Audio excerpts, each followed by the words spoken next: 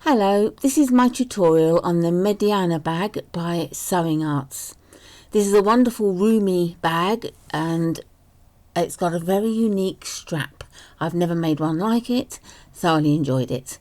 I apologise for any breathlessness you hear. I have a lung condition and sometimes I get a bit breathless. I've also made a mistake on the zipper panel, as you will see, so it just shows that I'm only human too, but I do apologise for that. So hopefully you will understand and you'll still enjoy the tutorial. So let's get on with it. Enjoy.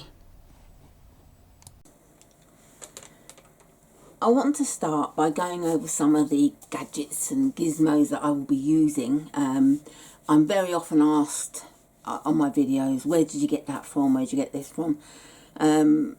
So I'm going to answer the questions before they're asked, just to save you having to ask and wait for the answer. I will put links to some of the items I show in the video description, so have a look there. I realise that you might not be watching it in the UK, but at least if you look at what I'm showing you, you may be able to obtain it where you are. So, to start with, let's see, what should we start with?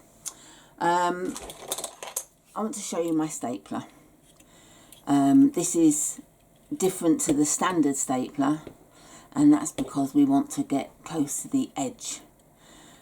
So this is a brilliant stapler to use, and a staple remover. And you're probably wondering what on earth I would use a stapler for, but you will see. I use it nearly every time I make a bag, so be prepared to be amazed. So that's my stapler and my staple remover. I will put a link in the description for that. I've also got these, and these are the punch dies for the various holes. Now we're doing the buckles, and we need to punch a hole. Just trying to see which one it is.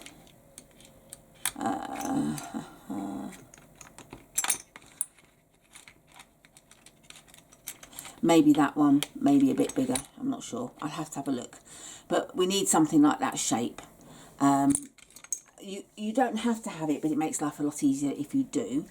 And I got these from AliExpress, and they are incredibly cheap to buy.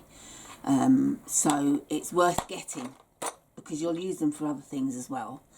And because Edmana has these, she gave me the link to these, I have a feeling we'll need these ahead with future patterns. So it's probably worth buying them. I've got my Majig. This is an actual real Majig, it's not a replica. Bit pricier than some of the other items. There's the hump jumper. Drits do one, and there's also in Australia they have a slightly different one. So basically this is to put under your foot when you're coming up to a big thick seam and your foot does not like going from low to high, and very often it will skip stitches, etc. This avoids that problem. If you don't have one of these, you can use a needle box, same height, and can work just as well. You don't have that part, but you don't necessarily need it. I will put a link in my description for a really good video that shows you how to use this. Rather than doing it myself, I'll just give you a link to a video that I first saw originally. But if you can get one of these, they are really handy to have. I got mine from Amazon. So if you look up Jean A Majig, literally like those four words, all hyphenated, and look that up where you are and you'll get one, or a hump jumper, and you'll find them. So I don't need to give you the link because you can get them everywhere. So a little hammer, my lovely little hammer, which I will use to punch this, and I also use it to flatten down my handmade label prongs. Makes life easier. My snippers, these are for snipping basically. If you're going around a curve, you want to snip the fabric to help it sit flat. When I'm doing these zipper facing, I'll use the snippers to get into the corner and so on. So you'll see me using them. These are by Fiskars. They're Fiskars Easy Action snippers. I've got my Ginger double bend or double curve scissors, which I adore. I couldn't be without, to be honest, but I use these to get the foam out of the seam allowance. That's mainly what I use these for. My good old trusty rotary cutter. This is by Alpha. It's a particular one that I like. But yeah, so 45mm size on that one. I use that to cut everything out. I've got my good old Fiskars dressmaking scissors for various things. My pens, my heat dissolvable pens. These aren't by Friction. I don't actually care for Friction too much, and they're quite pricey. These are unbranded, and I get these from Amazon by the job lot, and they're brilliant. So I will give the link for these. And then I've got my glue. I use Gutterman HT2 glue. I've used this probably about 5-6 years now, and it's definitely my go-to glue. I don't use anything else. And this is a tube squeezer. I actually bought a pack of four for squeezing toothpaste tubes, etc., creams, and I pinched one for my glue, and it just makes you get every last drop out of your glue. I've got my rivets. I bought different sizes. They're 9mm size head. I always get 9mm size head because that's my green machine press. The dies I've got are for 9mm. So I've got different length shafts. I've got 10mm, 12mm, and I've got 8 and 9mm shafts in my drawers. So it depends on the thickness of the item I've got as to which size I will use. So that's my rivets. And then my items that I'm using. I've got my zips. Now I'm using a double zip. This isn't a fancy zip. You don't have to buy a special zip for this purpose. I use zips on the roll, so you cut off what you need. And all you need to do is insert a zip pull at each end and meet in the middle. And that's your double zip, double opening zip. But if you don't want to use one of them, you can use a single zip, just like literally the same zip, just with one zip pull. But you do need to put the zip pulls one at each end. You can't put them on at the same side together because that doesn't work. And then I've got my internal zip. Now I'm using a size 5 zip for my zip pocket inside. You don't have to, you can use a size 3. But I don't have any of this colour in size 3. So I'm using a size 5 and it works okay. I've used it before. Hardware, and I've got my little label that I had made with my little logo on. I always put one of these in my bag. And then we've got our zip ends, so strap ends. Now I think we've got 10 of these. Oh, 8, 2, 4. Yeah, 10. That's a lot. But needs must. There are different types you can get. Admana used one that's thinner. It's got little teeth on and you push it down together. So it's much smaller. So I've got them in the screws. I've got my zip ends, which I've got 2 of. I bought these from Anne Foy of Bag Kits and Glitzy Bits Facebook group.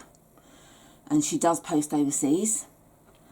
I've got my eyelets or grommets, whatever you want to call them. I've got 4 of them. You can use the fancy, really pretty fancy screwing ones, but for this job I just felt that these would be sufficient. My hardware screws, my handmade label. I haven't decided whether I'm going to put it on yet or not. You'll see why, because of what I've used on my bag. And then we come to our other little gadgets. I've got my poly board, and that is for using my twist punch. I don't ever screw down onto my cutting boards, because you can see all the damage that this does to the poly board, which is what it's for. I love my twist punch more than I do the hand ones. So this gets into very awkward areas, whereas the hand one with the rotary doesn't. So the screw punch, just put in screw punch and you'll come up with these, £6 or £7. So nice and cheap. And I'll use the poly board for the die for the buckle as well. And now I've got my grommet punch die and press dies, and I've got different sizes, and this is my 10mm die. This will cut the right size hole that I need for the job. And then I've got my press die for fixing the grommets in place, that I will use with my green machine, which I swear by. I've got my standard clips, because we can't use the pins on the vinyl. That's if I'm not using the staples. And then I've got these, which are sewing clips. They're quilting clips, but they're really handy for vinyl, and they don't leave any marks. Like the clips can leave little teeth marks, these don't. So they're just called sewing clips for quilting supplies by Otimax. So I got them on Amazon. And I've got my standard pins for the lining. And then I've got these. I might not use them, I may do. But we've all seen the magnetic clips from a well-known company. And they're really quite expensive. Yeah, I think you get them in packs of 10, maybe less. I'm not sure. But very expensive. Well, they were here. These are just name badge, magnetic name badges, and they're very strong. And they can be hard to get apart, but in between fabric it's not quite so difficult. But they are brilliant, and I got all of these for less than the few that you get in the brand. I will give a link to these. And then I've got my acrylic paint.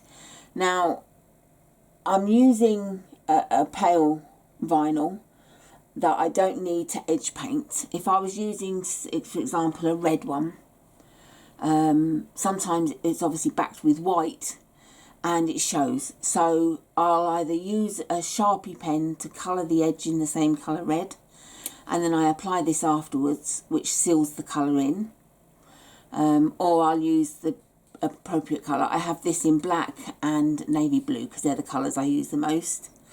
But otherwise I use this one, which is colourless. It's a jacquard textile colour. This one is a 100 colourless extender. It goes on white, dries clear, and it doesn't leave marks. So, I mean, I wipe off any excess that goes onto the front of the vinyl, but it doesn't leave any marks from where it's been, which is fantastic. And what it does is it stops the fluffy edges forming on the vinyl, and it just seals it and gives a nice crisp finish. So I always use that. I think that's about everything on the old gadgets. I do use a really good ruler, which is a Shiny Merry quilting ruler, and it's tacky on the back, and it stops, it doesn't move. It stops fast. It's really good as it moves the board instead. These are brilliant. I've got a 24-inch one and this 12-inch one. They are hard to find. I won't give you the link because they are no longer selling it, the company that I got it from. But you may want to have a look. It's SHINY and then Merry. And that's the actual brand name of it, quilting ruler. So have a good search for that on Google and see if you can find one. So that's all the bits and pieces I can think of that I'm going to use. Oh, there is something else. Double-sided tape. I use two types. This is 6mm wide and it's a craft tape. So it's quite sticky and tends to hold better. But you can't sew on it. If you do sew on it, it will gum up your needle terribly, and then shred your thread. So you can't sew on this. So anywhere you're going to sew, you can't use this. But other places, it's ideal. This one, oh, and so you can get that from anywhere. It's just craft tape. It's available at absolutely everywhere. This one, a bit more expensive, or quite a bit more expensive. However, you can sew over this. And this is Style Fix by Farbenmix.de. It's a German company. It's 50 meters long and it's 4mm wide, and it's lovely. I mean, as I said, you can sew on it, and it just seems to go on forever and ever.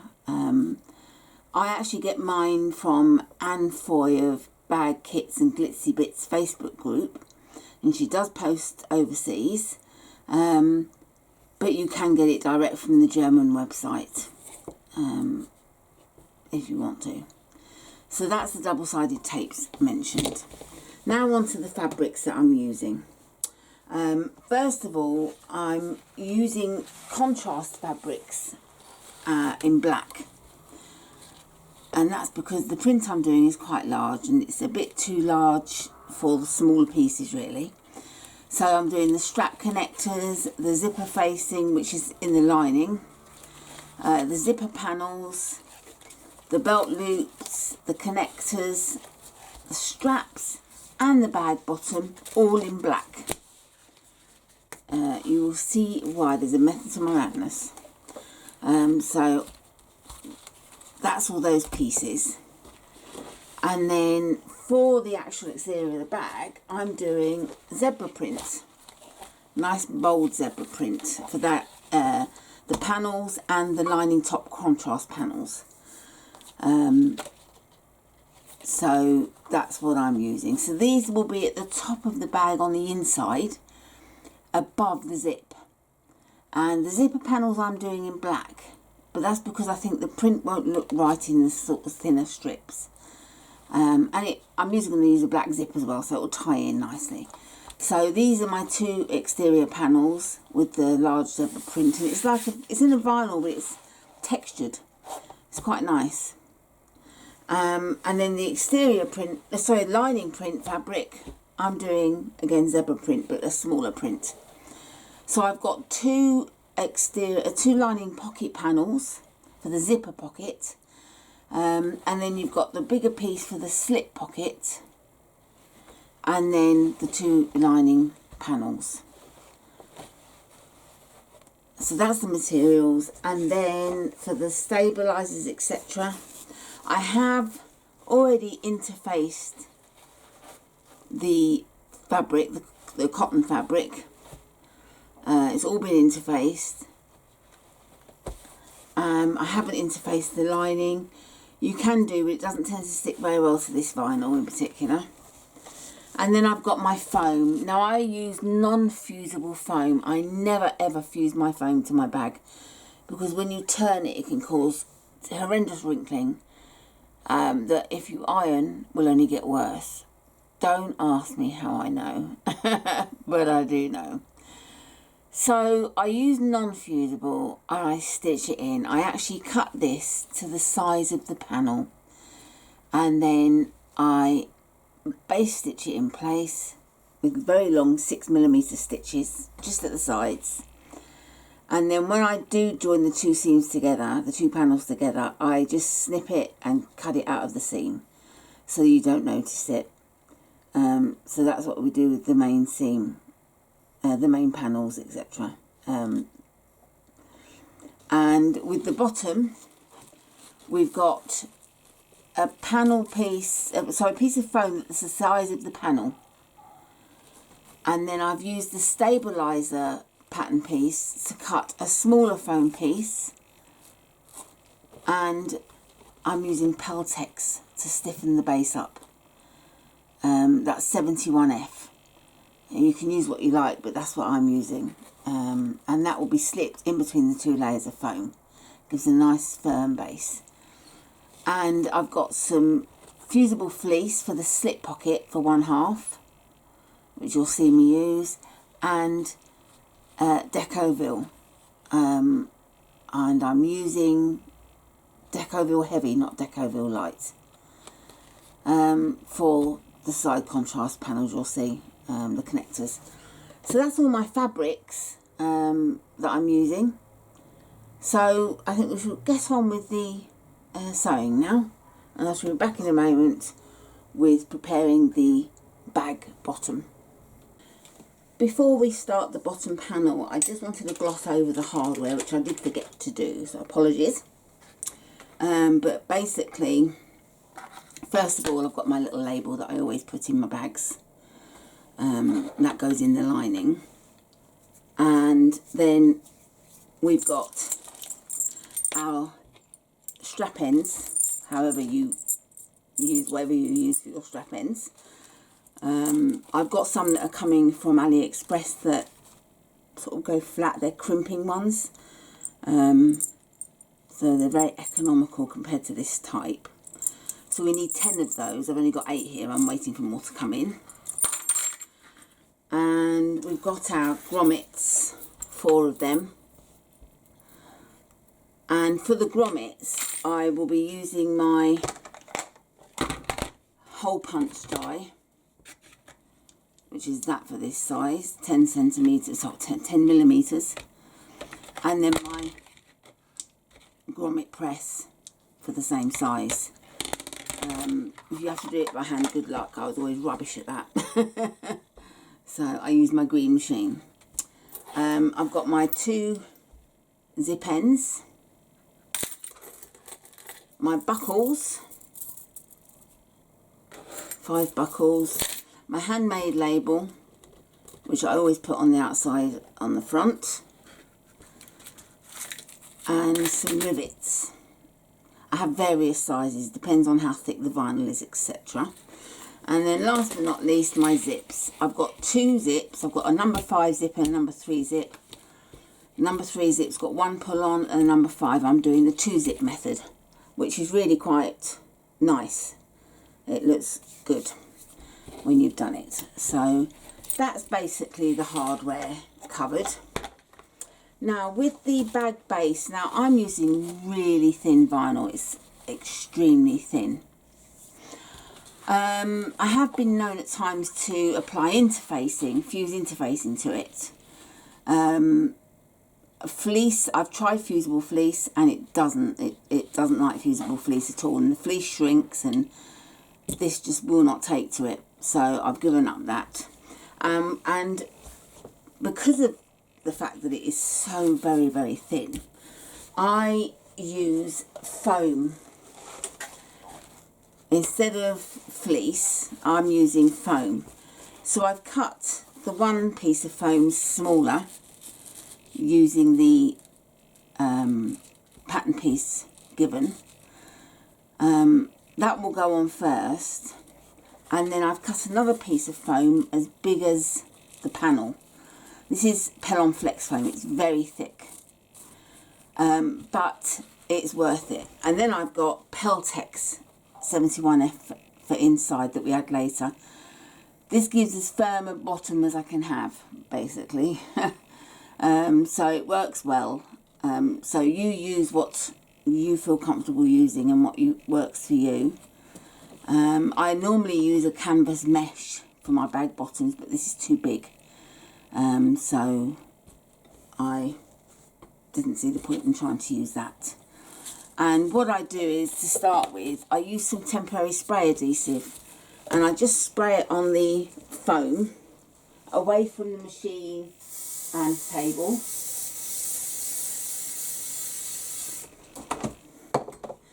And then I lay that down, and it just holds it in place while we sew, etc.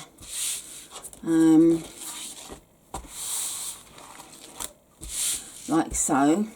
And now I'm going to just take this to the machine and base stitch down the sides to attach this, not the ends. We leave them open for slipping this in later on. So I just want to base stitch down the sides with a very long stitch. So that's the bottom panel prepared, and when we come to attach it to the panel, side panel or front and back panel later on, I'll trim the excess foam out of the seam allowance. And what we need to get now are our exterior pieces and our Decoville light pieces.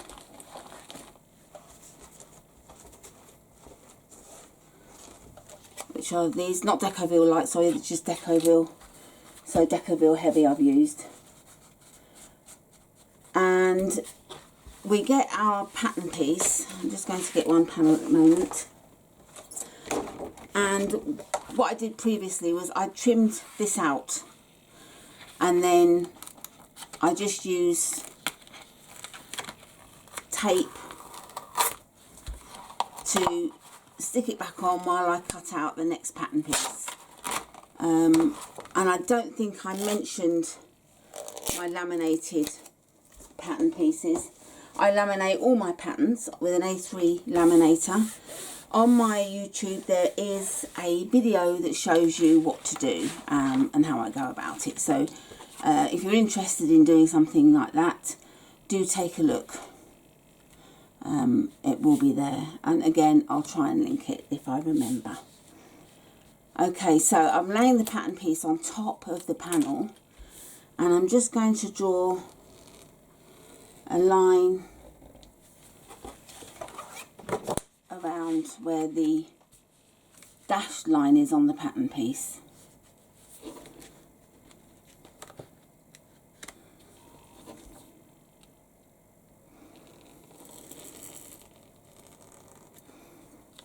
Turn my iron on.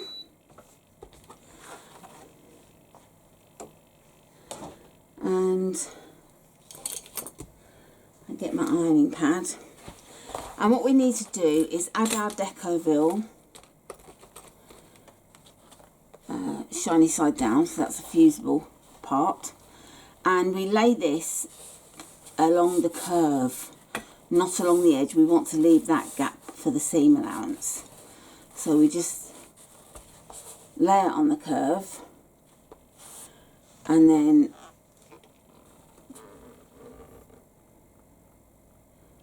just fuse it in place.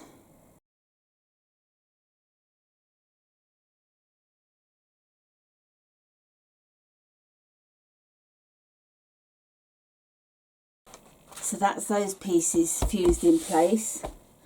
I shall do the same with the other ones. And then if you're using fusible fleece, fuse the fleece on top of these. But I'm not using fusible fleece. I tried it, tested it, and it doesn't stick to this. And no matter what I did, it would not fuse to this vinyl. I don't know what this is on here, but I couldn't do it. So I'm just actually going to be putting foam on the top and stitching with the foam in place, so it gives a quilting effect. So I'm going to go and fuse these two on, and then come back and show you what to do next. Okay, so I fused the Decoville in place, and then I've just used some temporary spray adhesive. You don't have to do that, to just lay the foam onto the panels. Now remember, I'm doing my foam to the size of the panels,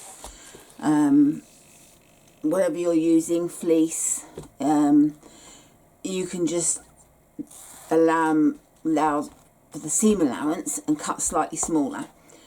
Now I'm going to add the stitching for the decoville. Now what you could do is lay this back down onto the back of your foam or fleece, trace the line around it, and then make sure your bobbin thread is the same colour as your top thread, and then stitch around there. However, what I'm doing is a bit of a cheat, because I prefer the look of stitching on the top thread. It's slightly different and I can notice it greatly. So what I'm going to do is lay the pattern piece back down on the right side using a heat dissolvable pen. Draw the line around. So I've got my line marked, and do the same on this side. Obviously do test your vinyl first to make sure.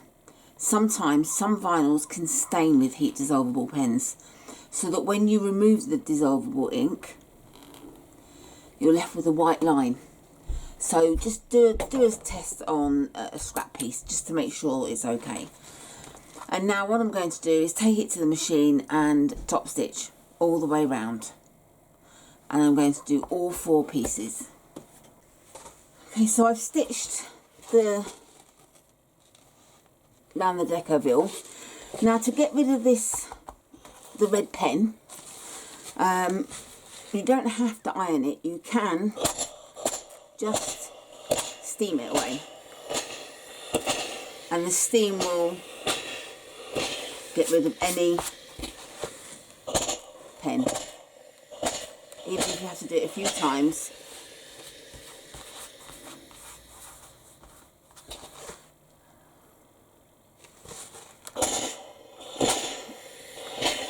That's it, it will come off eventually, you just have to be patient. But it's better than risking ironing it and ruining the vinyl. That's it.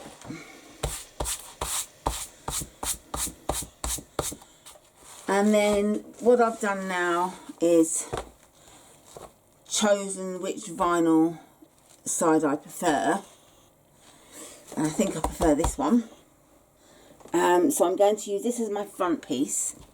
I've marked a centre top and bottom of the panel just by folding it in half, and getting my handmade label washer. The prongs go through the sort of second one in from the end, like so. So I decide where I would like my handmade label, and I think I will put it there, why not? And so I place this over the line I've just done, and I just want to make sure that the lines are equal from the top, because I don't want a wonky label. So that's 3 1/4, 3 1/4, yeah, good. And then I get my craft knife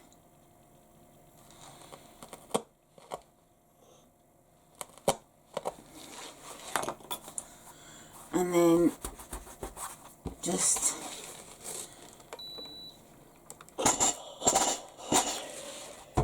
get rid of the lines. I mean, I'm going to put this over it anyway, but I don't want it poking through. Make sure I'm happy with that looking even.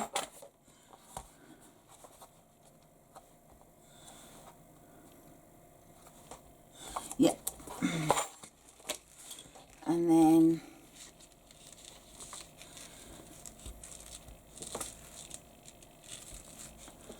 fold down, and I always put a bit of foam onto the back so that you don't feel the metal through the lining. So I use my glue.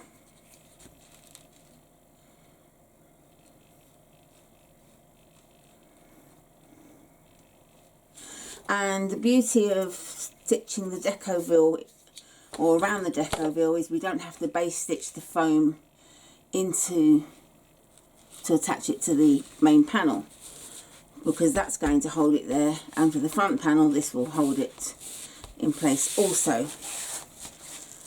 So that's the two outer panels prepared as far as that goes. So we'll put that aside, and we're going to make the connectors.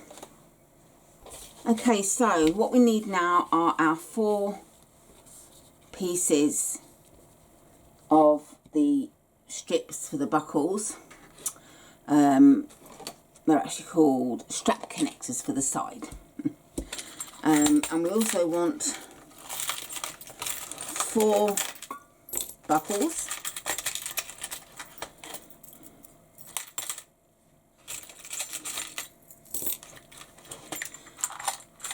And some double-sided tape.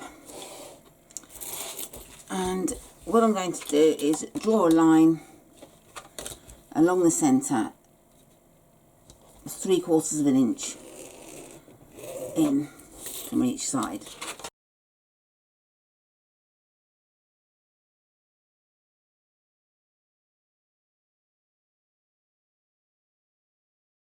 Okay. Now I'm not going to be stitching along the centre of these, so I'm going to use my craft tape.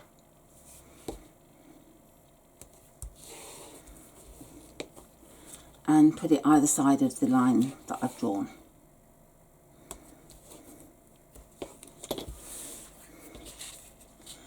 And then remove the backing.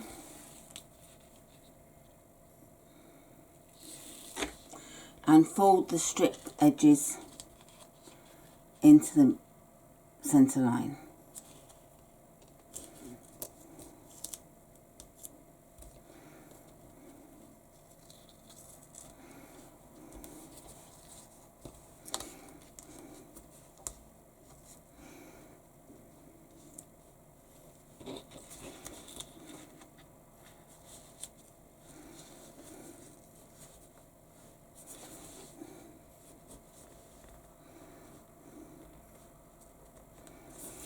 So they're folded in it, and what I like to do is get my roller and just press that down to help that stick down in place. And now we just top stitch down each edge. Okay, so that's top stitched. I'm just going to snip the end threads to tidy them up.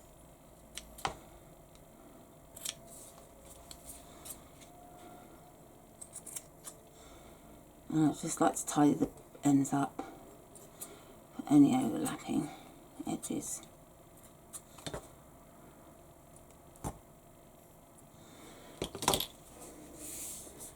Okay, and now what we want to do is mark 2 inches in, or 5 centimetres in from one end,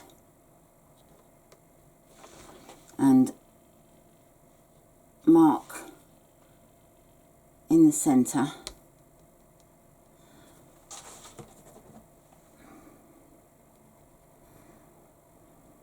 like so. And then I need to get my punch dies, and I got these from AliExpress. Mediana gave me the link, and again I will do my best to remember to put the link in the description below. If I haven't, by all means feel free to ask me and I'll give you the link. So I get my poly board, which is very important because you don't want to be cutting really big holes into your cutting mat, and that's like the centre of the die. Now it's handy, it's got a line down it, so I line that up so it's in the centre. And I'm doing this by eye. You don't have to. I mean, you could spend ages measuring just to make sure you get the right. I'm doing it the wrong side as well. I need the sharp end to go in. I was going to hammer the sharp part, and so I'm just making sure it all looks good. And then excuse the noise.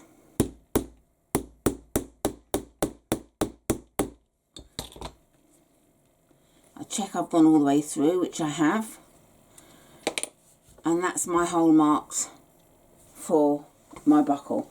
Now you don't have to get this.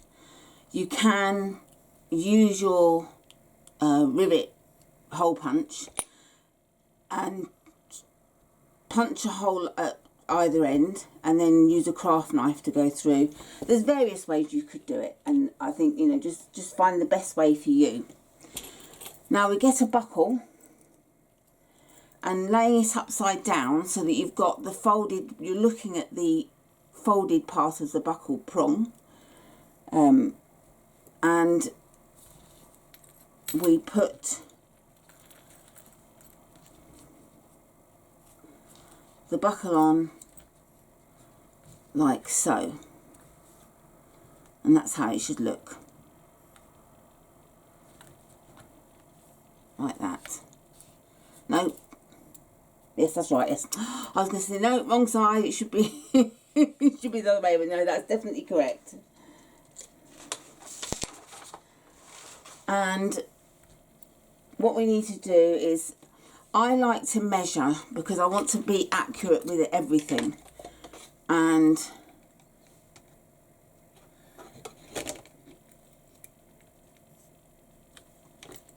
I will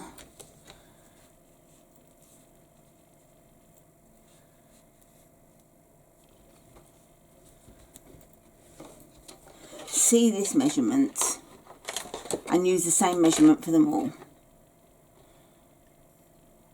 So I'm going to draw a line at 3 3/4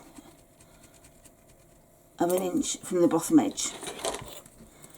Okay, and then getting some double-sided tape,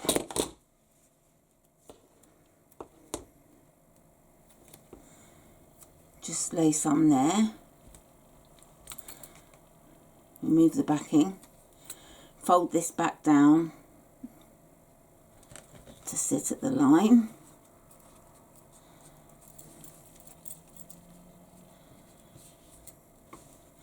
and then lay some more double-sided tape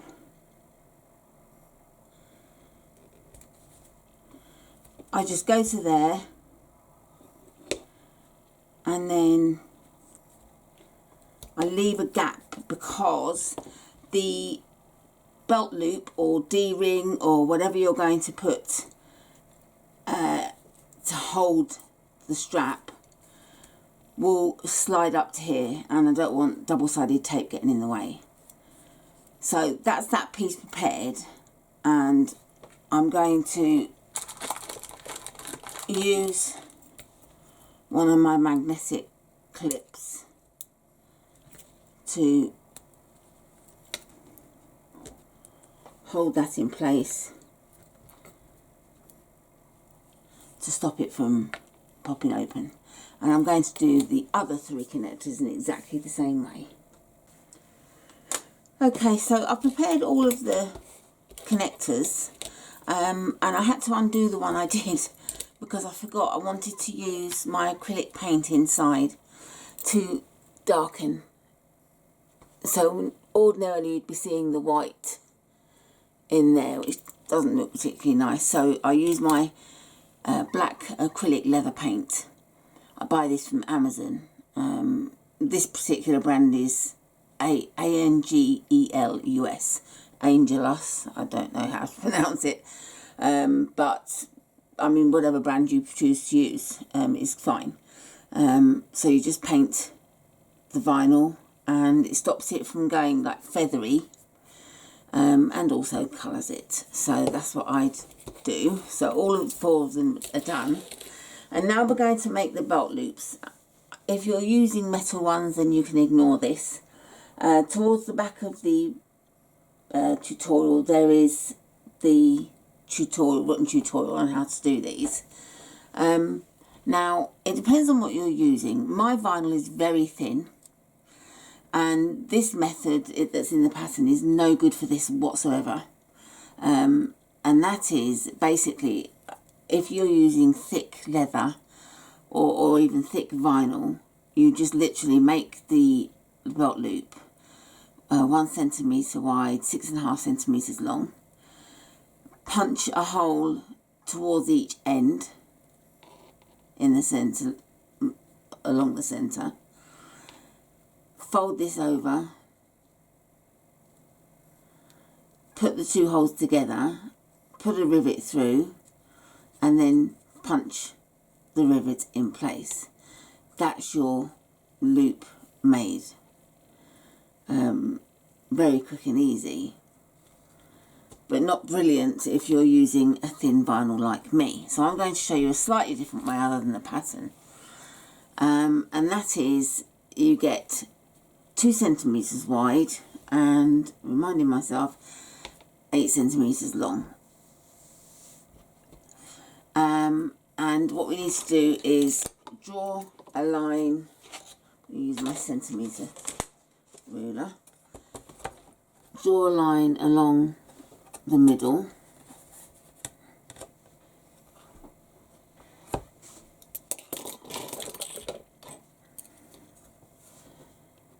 I don't think it, if I remember rightly, actually, it's 1.5 centimetres. Oh no, it is 2 centimetres. I thought for 1 minute it was a bit narrow, but it's fiddly work when it's so small. So draw a line along the centre and then get your double-sided tape, if I can find the end.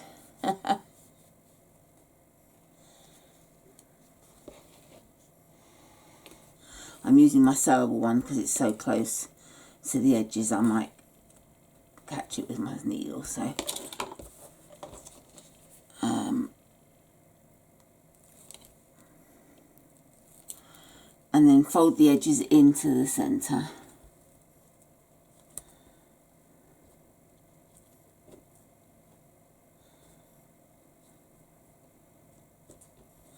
The other thing you can do is to measure 1 centimetre wide and do 2 layers together.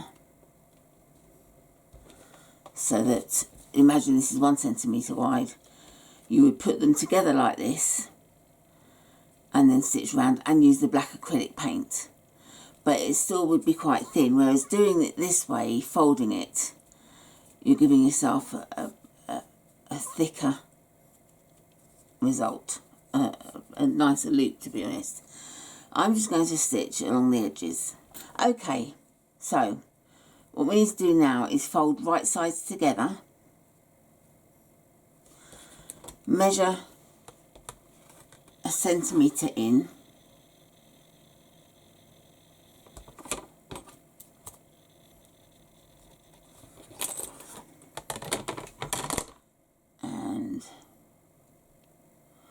I want to stitch across there.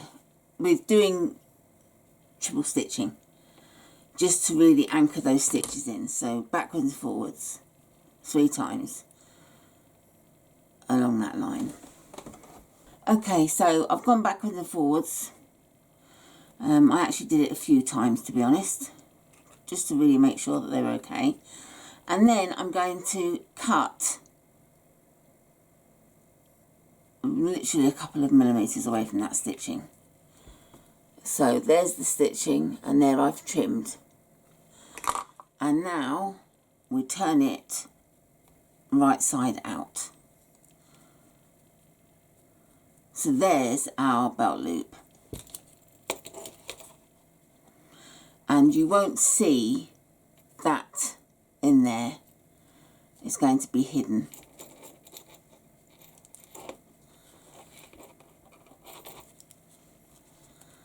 So it's a nice tidy belt loop. And imagining that you're putting your strap through there, it'll be a nice snug fit, but not too tight to put it through. So I'm going to make the rest of them. That's 6.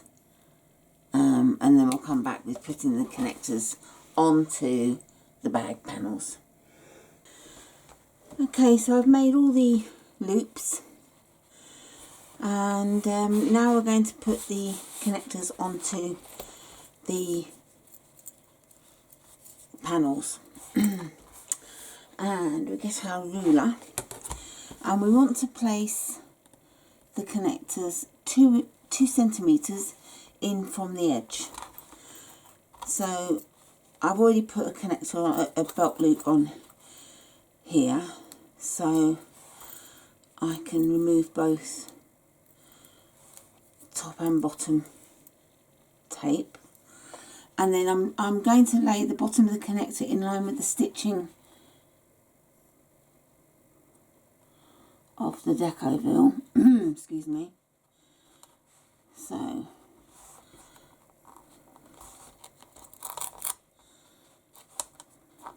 a nice snug fit. And I've marked 2 inches down from the top edge. I'm going to stitch down each side on top of the stitching we've already got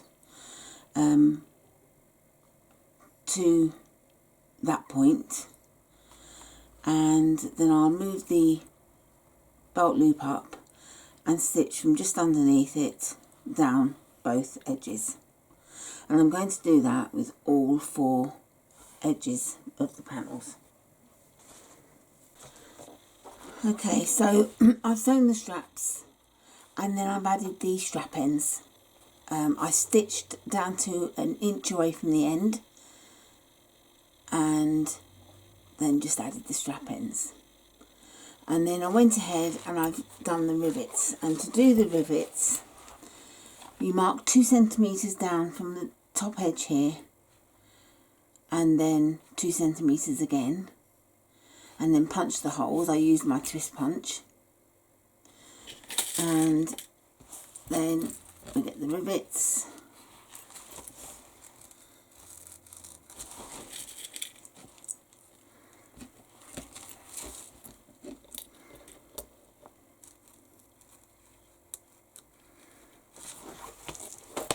And press them down.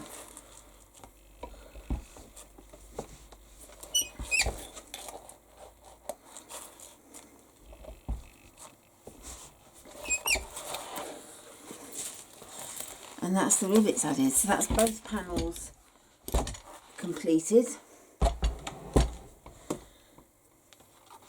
And next we're going to be adding the bottom panel to the front and back panels. I nearly forgot, before we do the panel, adding the bottom panel, we need to mark and add our grommets. So we've got the pattern piece, it's got the mark. I punched a hole in there so that I can literally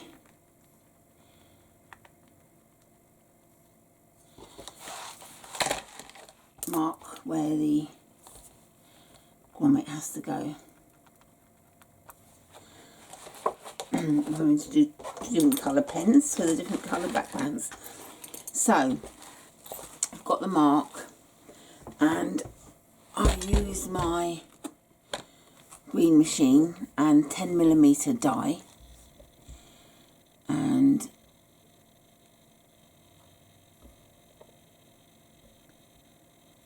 all I do is press down gently until I'm happy that I've got the punch in the right place where I want it to go through. And I can never seem to just get that last side with the foam. Cut through the vinyl, no problem. So there's our first hole. And then our second one.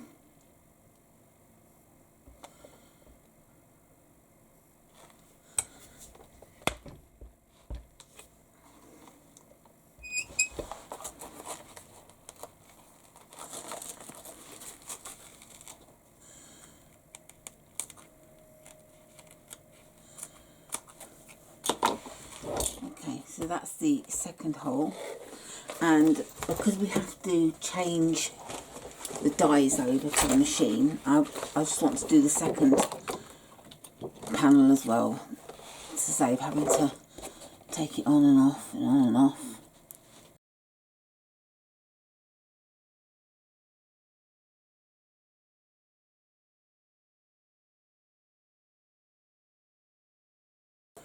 Okay, and now we need to add our grommet press.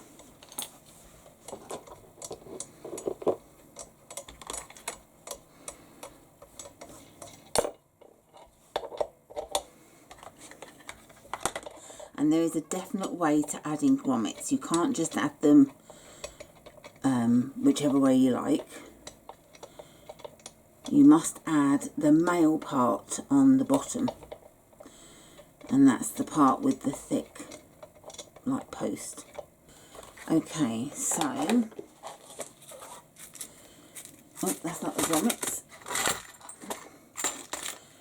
We get the grommets, and you've got the thicker one, the one with the post, that goes on the bottom.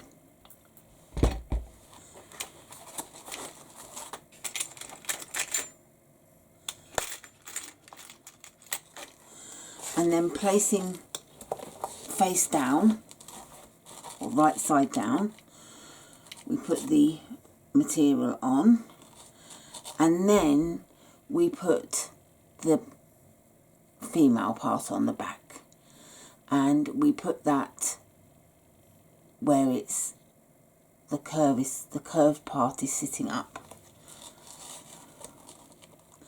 and then we make sure it goes over the stem of the bottom one, so to speak, and then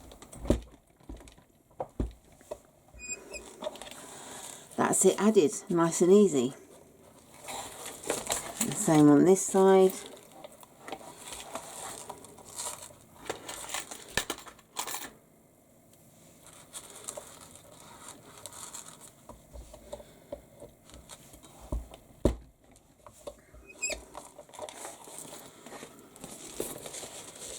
So that's the grommets added. Now we're going to add the bottom to the front and back panels, and this is where I bring my cheat out. So we've got I've got the back panel here and the bottom. I'm just going to bend this in half to find the middle.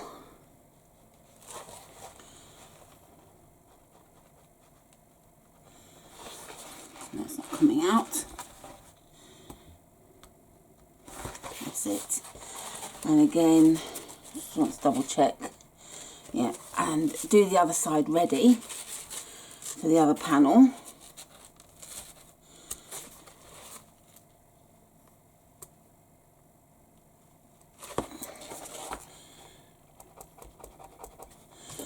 Okay, and I've already marked the main panel up earlier. And then we place them right sides together, and I'll bring out my stapler. Yes, I am actually going to staple it. And that's because this is quite an awkward angle, because it, as you can see, it doesn't want to agree with each other. We're going to have to bend it and so on. And clips, when you're sewing, you've got to remove the clips, so then the panel moves. Whereas when I staple it, it doesn't move. And I make sure that I staple well within the seam allowance, so there's no danger of stitching over the staples and hurting your machine. I make sure I line up the centre first, and then I staple quite close to the edge. And when I come to remove the staples, I have my staple remover, which makes it nice and easy. And if it tears the foam a little bit, it doesn't matter. And we're not destroying the fabric either by doing this. So we just go along.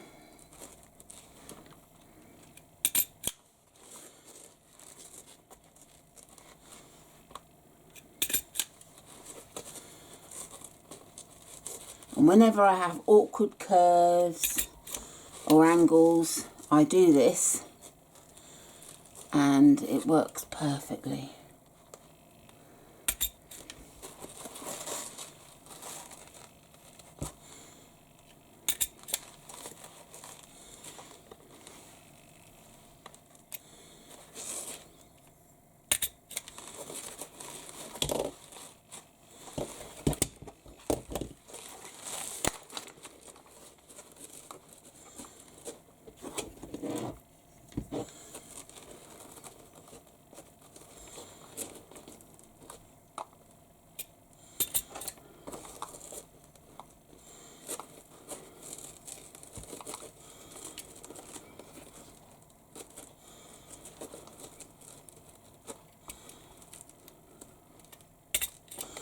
So that's the bag stapled, so it's automatically wanting to curve like that.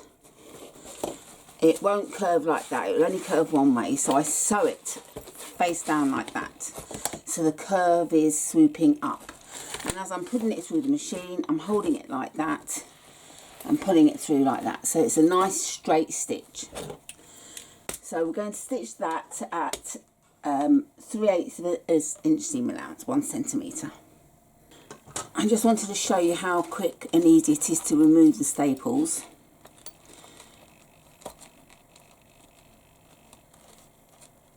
She says.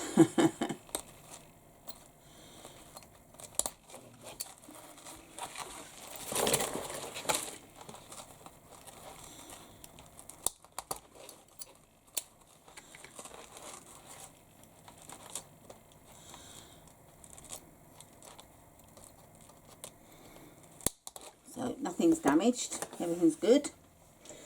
And then before we top stitch on the base, we just need to trim the foam from the seam allowance.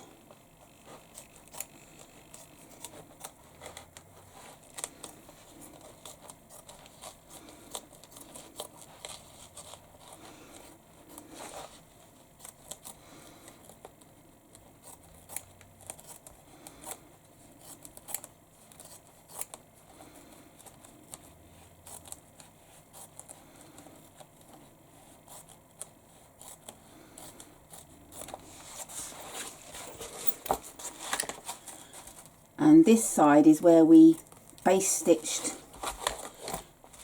the foam in place. So we just snip the stitches, and hopefully you've been able to do nice long stitches on your machine. I know not all machines do long stitches.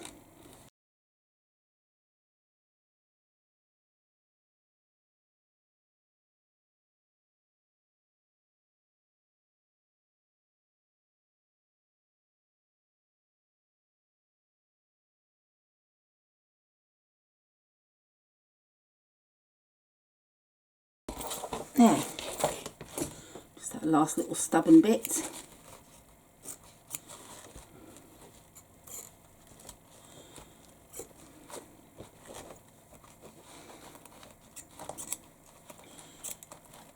And now what we need to do before we top stitch again is to snip along the curve, and this will help the seam to sit nice and flat. And you just make sure you don't cut into the stitches, because then you're in trouble.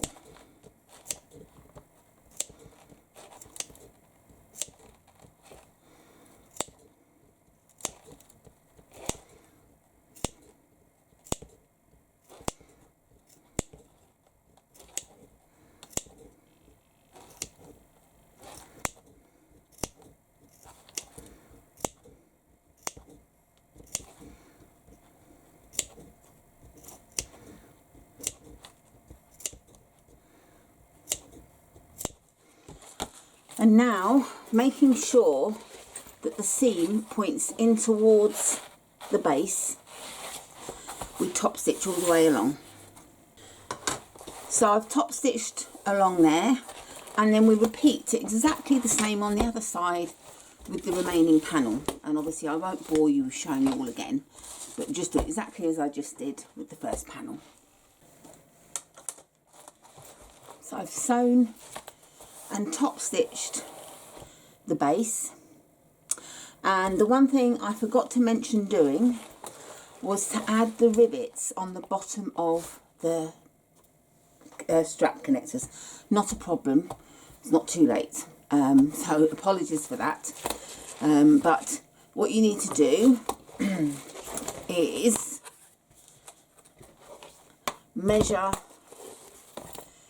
2 centimeters from the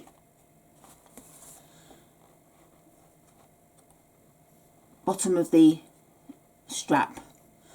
So measure 2 centimeters and then punch the hole. And a little tip for adding the rivets: sometimes when I add a rivet and I punch down, I can miss fire as such. I don't quite get the rivet in the sort of the bucket of the connector, which is, trying to show you upside down. Don't know if you can see it upside down or not, but there's the little hole in there that you have to get the rivet in. And sometimes I don't quite get it in without realising. Pull it apart and there's the rivet in the wrong, it's got like a dent in it where it hasn't connected. So the way I add the rivets is I put the top rivet through with the post on. I put that at the top. Now I always put the post rivet on the top for a couple of reasons. Firstly, sometimes when you punch them together, you can get like a dent, like a lump looking on this cap that's caused by the post.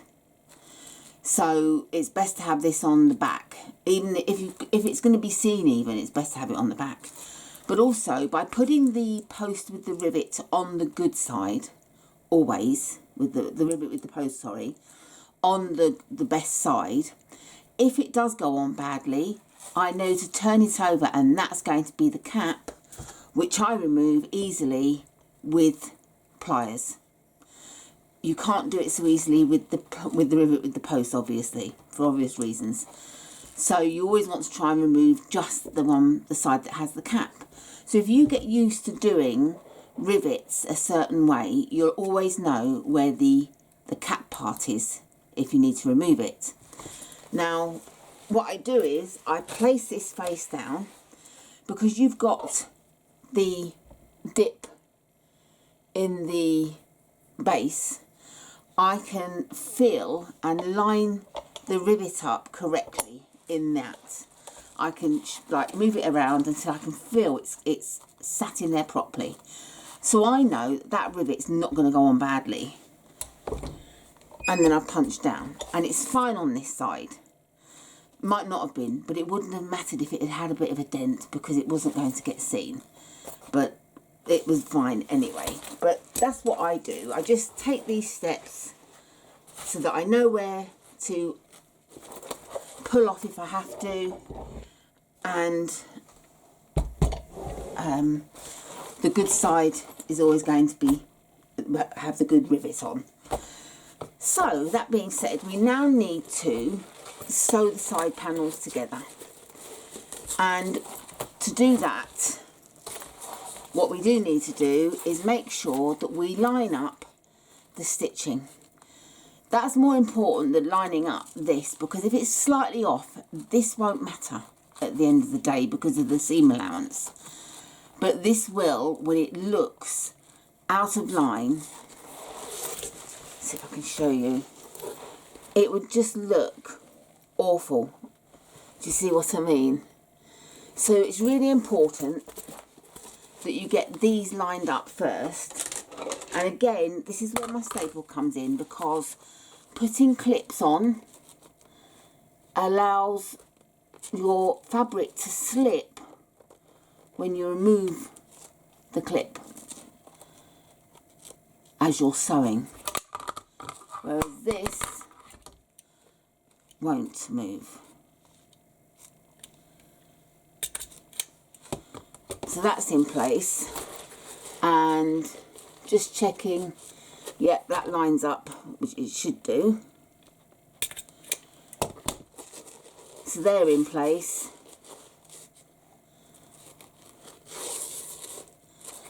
And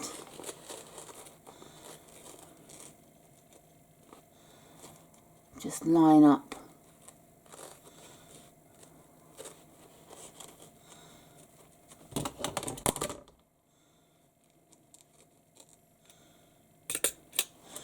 and I'm going to stitch at 3/8 of an inch seam allowance down the side. What I'm going to do is use a zip foot or zipper foot, because in here, see if I can show you, as we're stitching together, you'll have the buckles and the end connectors butting up against each other, and they're here. And if you've got a big wide walking foot, which I have, there's a chance that it's going to hit them and you're not going to be able to stitch the seam properly, which you won't here. This will be where it's the worst at point with the strap ends. So change to a zip foot and stitch at 3/8 of an inch seam allowance. Right, so I've stitched the seam, and then I removed the staples, and then I've trimmed the foam out of the seam allowance on both sides. Now, if you have a machine that behaves itself, you can lay some double-sided tape along the seam and then open it up and press it open on both sides, like so. And then you can top stitch either side of the seams on each side. I don't have a machine that behaves. I don't have a machine that would be very friendly to stitch something that's quite stiff. So I've tried before, and the first side is okay, but then I've come to have to do the second side in a tunnel, very difficult, and I haven't managed to do it all the way. So I don't have I have a flatbed machine, so I am choosing not to top stitch on either side. It's up to you whether you do or not. It's not necessary. It looks nice, but it's not going to change the way your bag behaves. So it is entirely up to you. I'm going to now do exactly the same with this side as the other one by lining up the stitching that the deco wheel has, stapling along, and stitch at 3/8 of an inch seam allowance. And then I'll come back to you when I've done that for the next stage.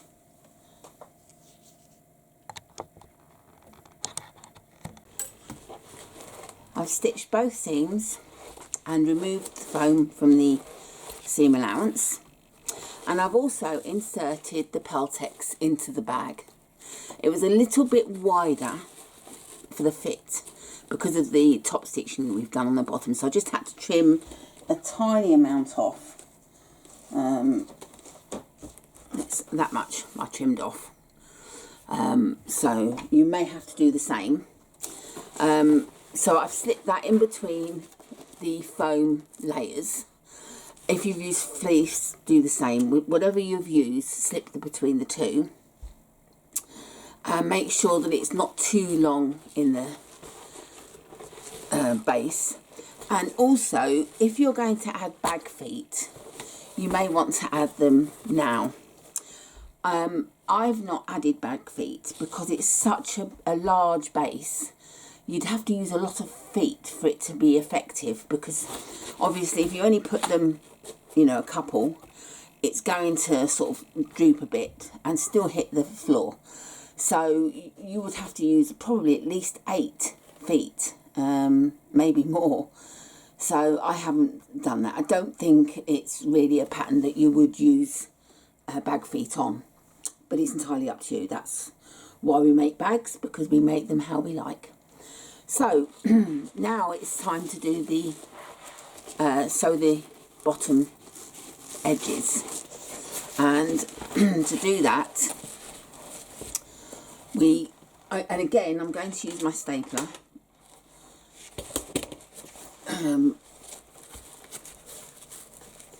But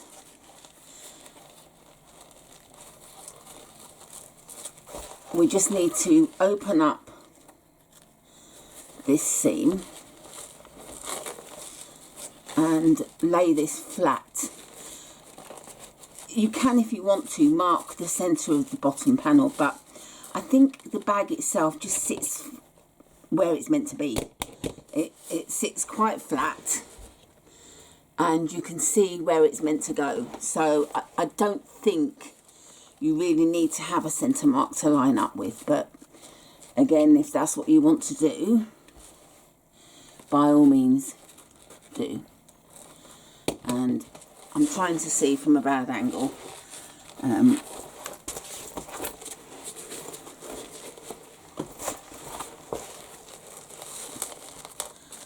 It can be quite difficult sometimes when you're filming. You're trying to get it in, but it ends up being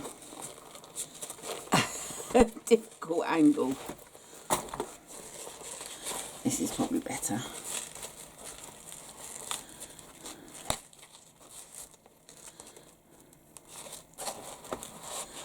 Because the bag base wants the bag size wants to curve and the base is straight, you just have to really fiddle with it until you've got the edges together and you're happy with it.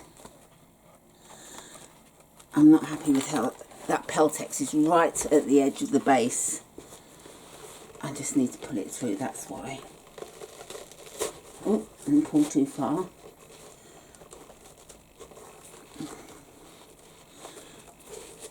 That's better. I didn't like how close it was to the edge,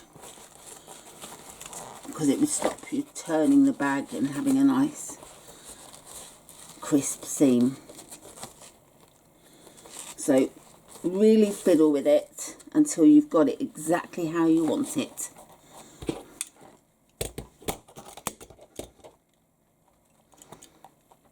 Make sure that seam stays open, and clip, or if you're using woven fabrics like denim, cotton, etc., just use pins.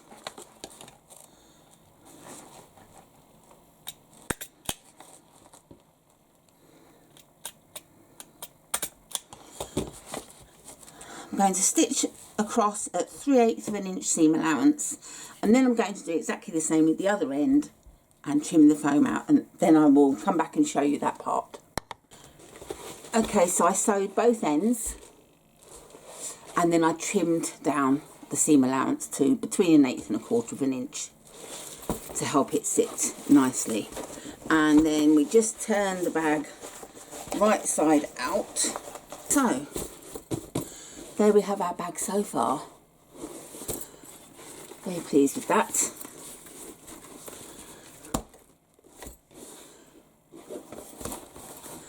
So we pop her aside and we're going to do the lining next, and we'll start with the slip pocket. Okay, so we want the long edge along this way, and we fold it together, wrong side, right sides together,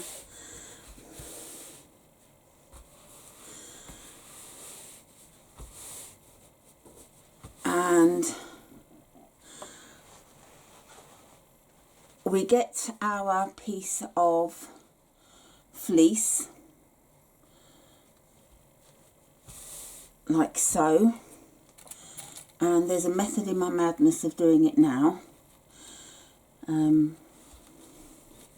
We don't just bring it down from the top edge a little bit. I'll show you in a second a close-up.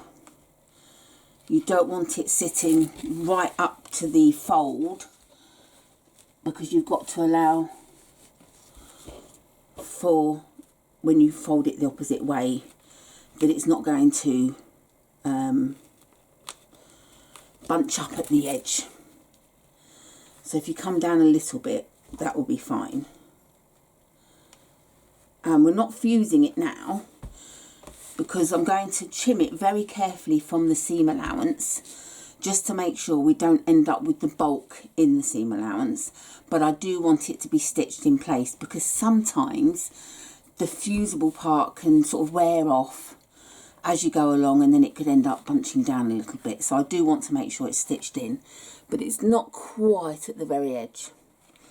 And we just need to stitch now, and we do 6mm seam allowance, and we go down, along, leave a gap for turning, start again, obviously locking the stitches, and up. I like to leave a little bit more than a 6mm seam allowance personally. This is to give a nicer finish. So I would tend to do 3/8 of an inch seam allowance along the bottom, but that's entirely up to yourself.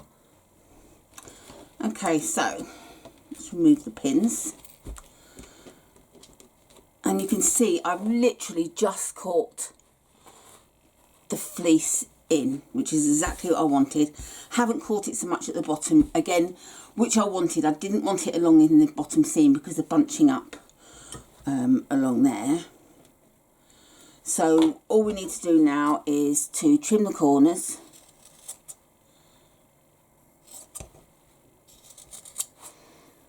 and including the top corners.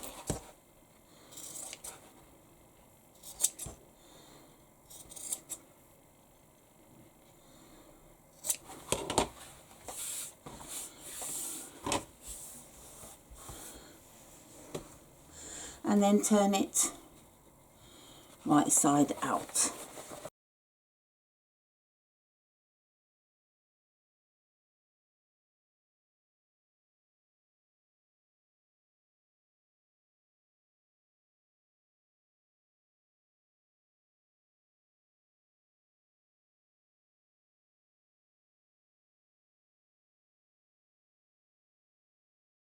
I'll get my ironing pad. This is a lamb's wool ironing pad, which you can get if you put wool ironing pad in on Google. It will bring up your local place that sells it. I'm turning the seam inwards at the bottom, ready to iron, making sure that the fleece is lying nice and flat.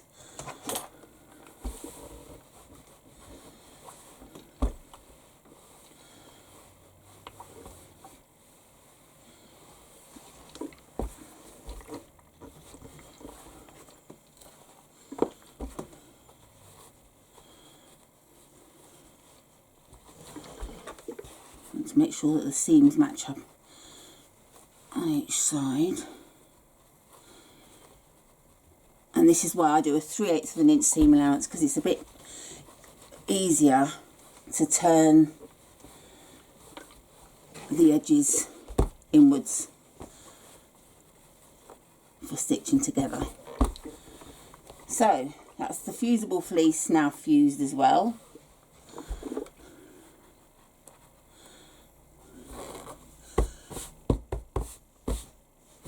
And I want to make sure that the fusible fleece, the fused side, is on the top to help stop, because this fabric, you know, can go a little bit loose. I just like to have the fleeced edge on the top. And now we just top stitch along the top. So there's the top stitching done. And now we need to add it to one of our panels, lining panels.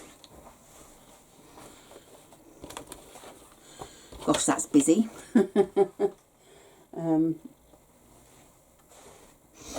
I did wonder once I'd cut it out whether I should have done a plain black slip pocket, but I cut it out and I wasn't about to waste fabric, so I left it as it is, but it'll be fine, I'm sure. So what we want to do now is, everything's falling for me, we want to lay this 2 inches from this top edge here. And what I like to do is line up the tips of the bag so I know that the panel is straight, because obviously it's got a curved edge. And a ruler's back to front. Measuring one side to the other is 17.5 inches. So that's 8 3/4 inches is the middle.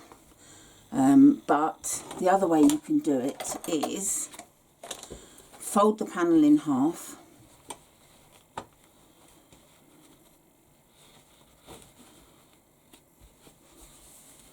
put a crease, and then mark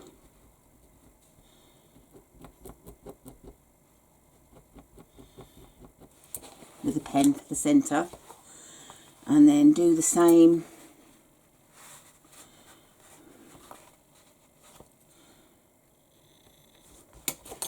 to measure up. So lining up the tips along the straight edge, and then getting your ruler, and I've put the line there so I can see where it's meant to be.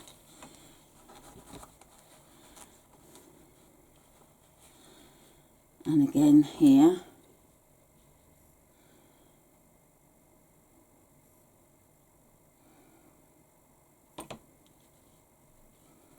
It's worth spending the time to line everything up perfectly.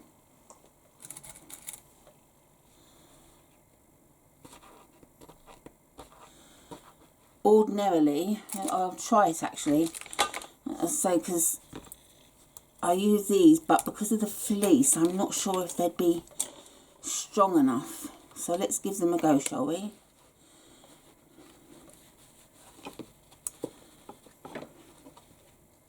Oh, they are. So making sure that they're obviously in from the edge quite well because of the stitching.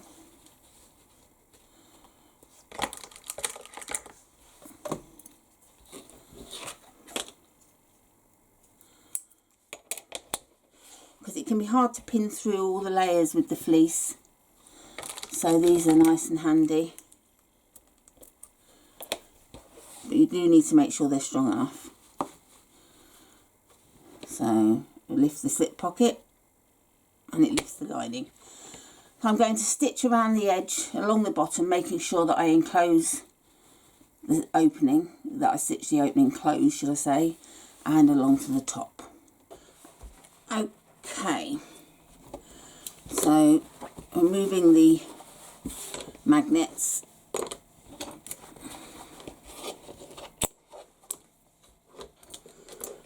and checking that it is attached all the way around.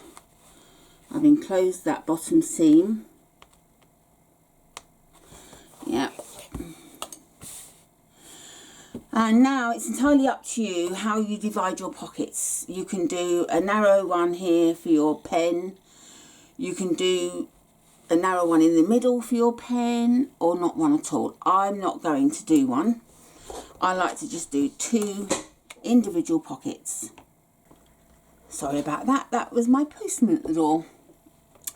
Okay, so what I did was I drew my line and then I stitched down the centre, making sure I triple stitched at the top here, so I made it nice and strong.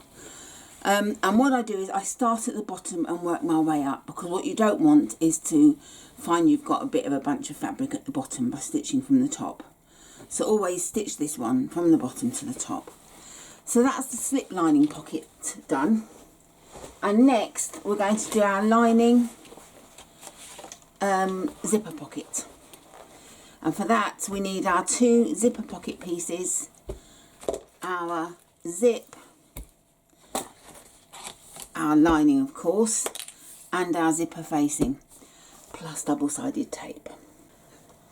So to do the zipper lining, zipper pocket, I beg your pardon, I want to get the centre of everything first. So get your zipper pocket pieces long ways, fold to the 2 short edges, just do a little press and then mark that crease with a pen and do both pieces. I've also marked the halfway point of my zip, so just measure, or you can fold in half and mark it on both sides. And I did the same with my lining panel, folded it in half, creased it and did a line. I've also prepared my zipper facing by laying double-sided tape everywhere around it. And we need to now mark a rectangle box, which I've done ahead so that, because it's difficult to see, I like to get close up, so you'd have my head in the way. But basically 2 inches down from the top edge here, and making sure that it's straight by doing what I did earlier and lining the tips up so that they're level. That way you've got a level place on the board. Or if your ruler's long enough, you can go from side to side on your cutting board to check that you've got the line straight. There's various ways to do it, and I'm sure you'll know your best way. And then at the centre point, mark 5 inches either side. Do a line 10 inches long, 5 either side. And then move down by 3/8 of an inch and do another line. And there you've got your rectangle. And this is a very unusual way to do a pocket. I've never done a pocket this way before, and I really like it. So Admana has some very different ways of doing things, and they're ways that I will probably adopt in the future, should I say. So we're just going to cut the rectangle out. If you're not happy doing it freehand, then follow the ruler, use scissors, whatever you like to do to cut the rectangle out. And if it's not exactly straight, it's not too much of a problem. You don't want to go too far off the line, but if you go a little bit astray, it will be okay.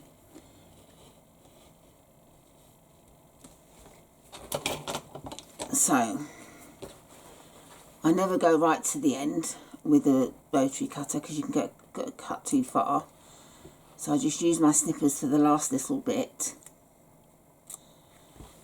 and then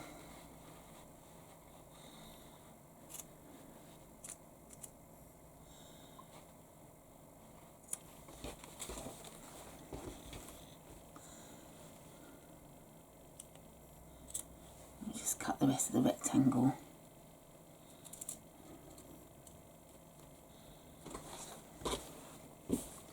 So that's the rectangle cut out. And if you've used fleece on the back, just trim some of the fleece away from the edge as well, just to reduce the thickness. But if you haven't used fleece, you've just used interfacing like me, then it's fine, it's not a problem. So now we want to get to doing the zip pocket pieces. So we get a piece of lining, and along the long edge just place some double-sided tape.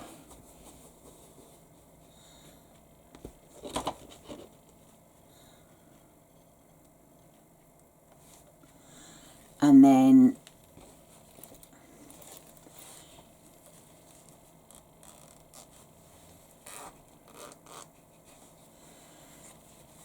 we want to place our zip right side up with the zip closed and the pull to the left, and lining up with the markings we want to lay the zip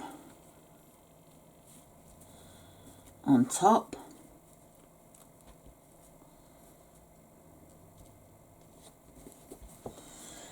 and then we take it to the machine and we just stitch at 1/4 inch seam allowance along the top.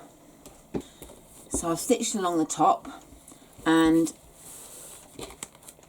what we need to do now is fold this back like this and stitch along here. Now, the first time I did it, I had a lovely straight line on here, but when I turned it over, it just didn't look as good as it should. So I get some double-sided tape. This is a little bit different to the pattern, but bear with me. I get some double-sided tape.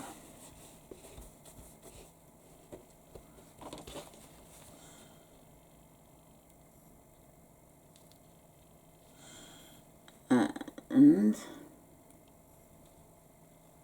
peel the backing off, and then fold the zip back so that it lays flat.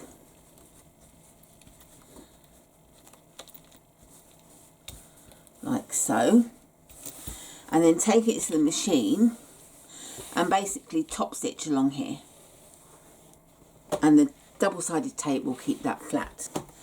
Okay, so that's stitched along there, like so, and it's stitched down. And then we get our other lining piece, and we do exactly the same again.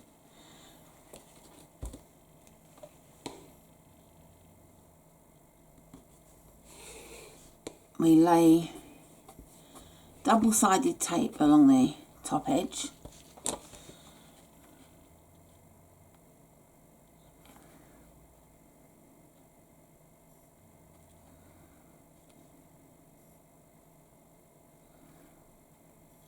When the backing wants to come off. And making sure you line up the edges of the pocket pieces as well as lining up along the top edge.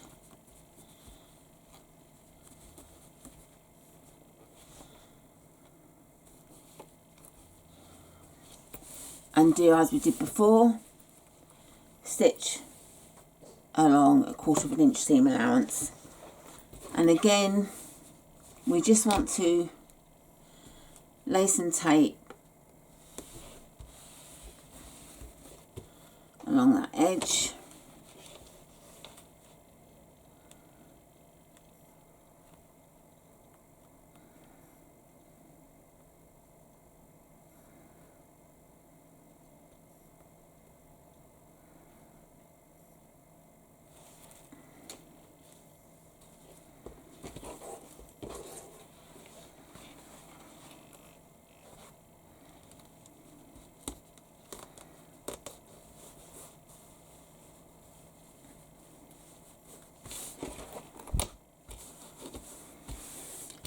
And again, just stitch along there. So that's both panel's attached and the top stitching done on that side, and turn it over with the zipper pull closed and on the left. Not very good with my left and right, always have to think. When I was learning to drive, I had to put L and R on my hands so that when the instructor said turn left, turn right, I could quickly look at my hands. Otherwise, I'd have to spend ages thinking which one's left, which one's right. I don't know why, but yeah.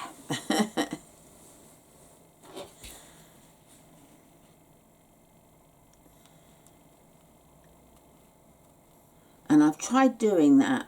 You know when you do your hands like that, and that's L, that's the L shape. But in my flustered way, I'll do that and I'll be like, oh, which way round does the L go? I can't think because I'm panicking about which is left, which is right. So, yeah, not the best. Right, so we've put double-sided tape along each side of the zip, the outer edge of the zip.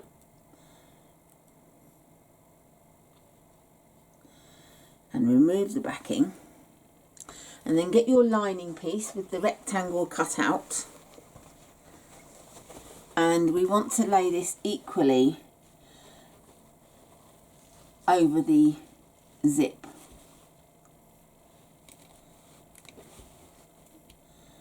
Just want to lay that. So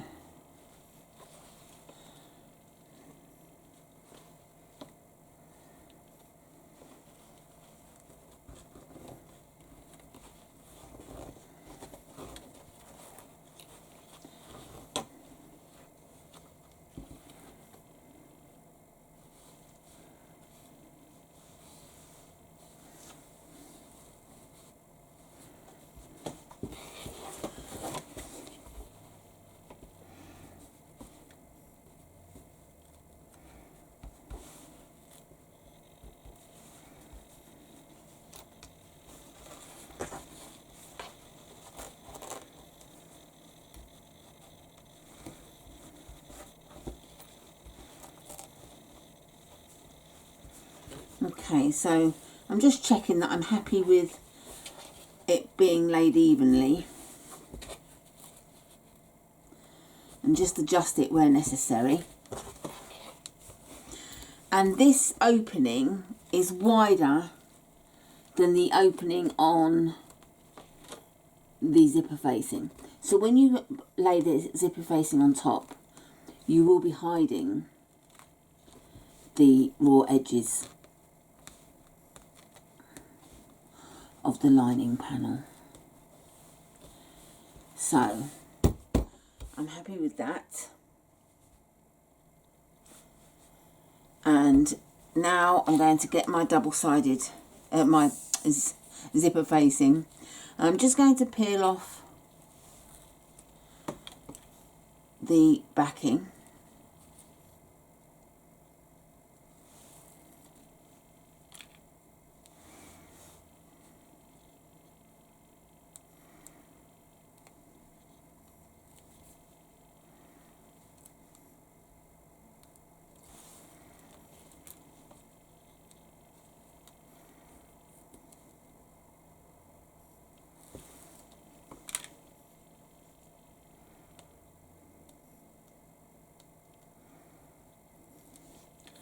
And now we want to lay this over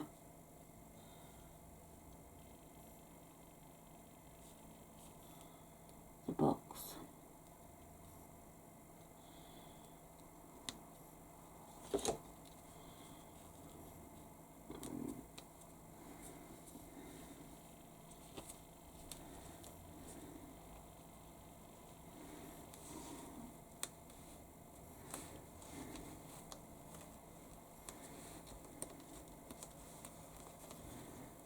Like so. And now we need to take it to the machine, and we have to do the steps in a certain order, which is written on the pattern piece, But the first part we do with this upwards, so that the zipper pocket linings are like this. Okay, so we do that, and then we stitch along the bottom edge first, and then underneath the zip on here. So we need to do both lines first. Okay, so we've stitched along the bottom line and at that line. I'm just going to turn over, and we've got these loose threads because I don't back stitch at all on the vinyl. So I just pull it and the loop will come through from the bottom, or from the top should I say, and just pull the top thread through.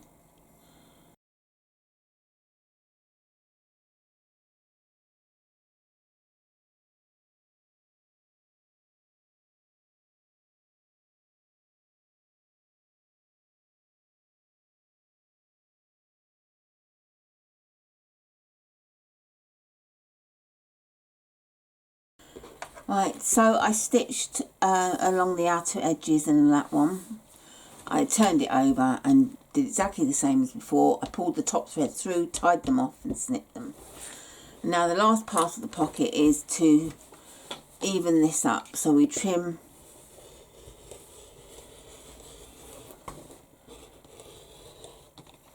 like that.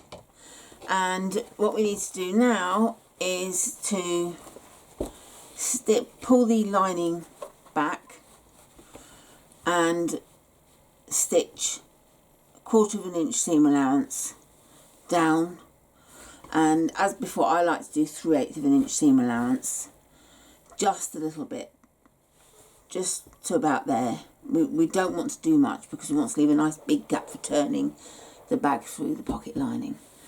Then we start again and then go up and to the sides. So I'll do that and return and show you. So that's the pocket sewn down the edges, and just a little, I've only done about 1 inch in, and because I probably forget later on, I'm going to trim the corners for keeping them neat and tidy.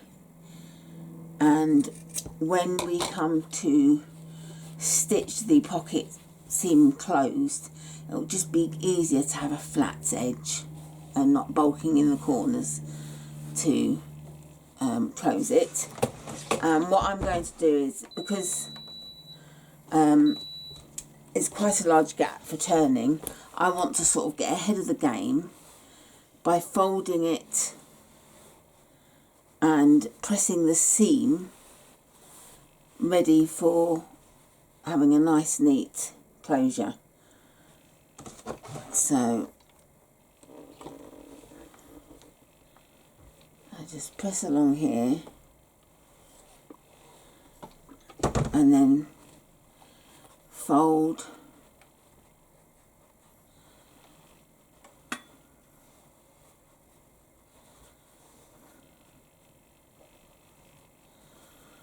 underneath back.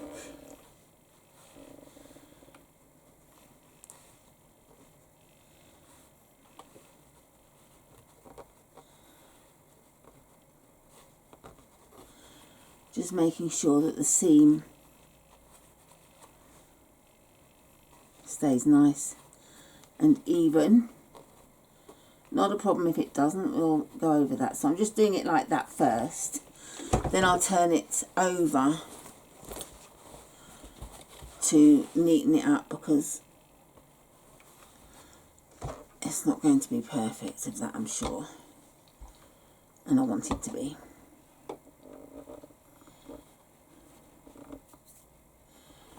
Hot to touch.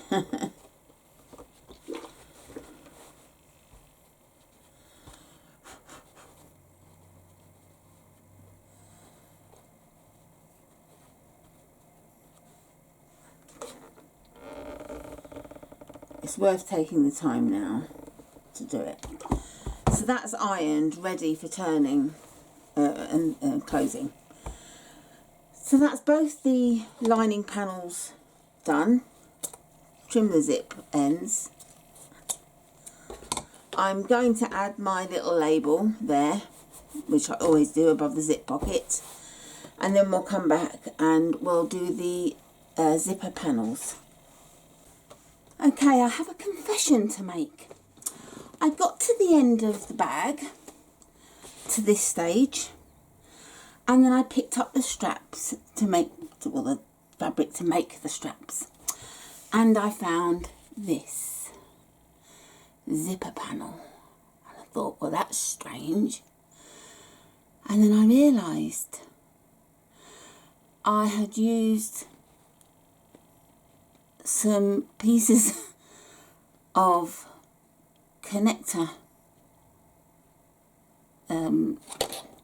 loops, connector straps that I'd cut and used them instead of the right length. So I have half the length that I needed. Here's the length we actually need, up to there, and here's up to there on this one. Well, okay, it's not the end of the world. I spoke to Admana. We had a bit of a giggle about it after I'd called myself stupid, idiot, fool, etc, etc. So we do these things. I'm showing you because, firstly, I don't want you to be confused and think, well, they look very short. They do look very short because they are very short. But also because I like to show when I make a mistake. Because it just lets you know that we all make mistakes. Doesn't matter how many years we've been making bags or dressmaking or anything else, sewing, we make mistakes. And we are human. So don't use the short ones you see in my video next when I'm on the zipper panel tutorial. You do need the longer ones. So ignore the length of them. Otherwise, go ahead with the tutorial, just with the longer pieces. So I'm very sorry about that. But hey, we have to laugh. That's all we can do. I shall crack on with the tutorial. Now we're moving on to the recess zipper and the zipper panels. So we need 2 exterior and 2 lining pieces. The measurements are given in the pattern. And we need our zip, which I've done 2 inches longer than we need, just to allow for messing about with the ends and adding the zip pulls. Now I'm doing the 2 zip pull method, and you need to add 1 on each end. You can't add them at the same end. They have to be in opposite tabs so that they're like that underneath, and that's how they'd meet in the middle. Now I'm not adding them yet because I will be pulling the zip apart for sewing. If you're not confident about matching the zip pulls evenly to slide on at the end, by all means put your zip pulls on now and make sure you're happy with how they are attached. And it's entirely up to you whether you pull open your zip, but it does make it easier, especially for top stitching. So I've done 3 pieces already, but what we need to do is mark 3/4 of an inch or 2 centimeters in for each end and put some double-sided tape, and then fold the edges to the line like so.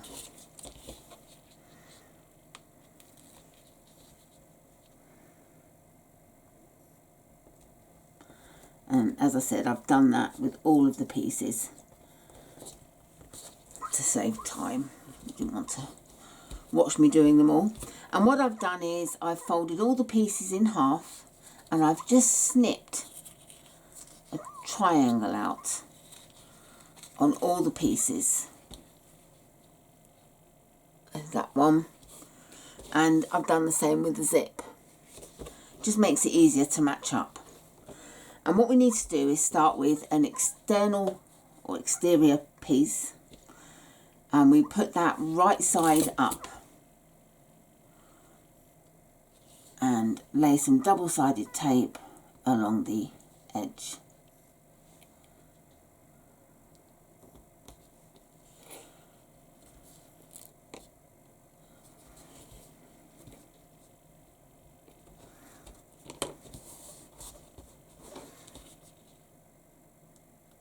Peel the backing off.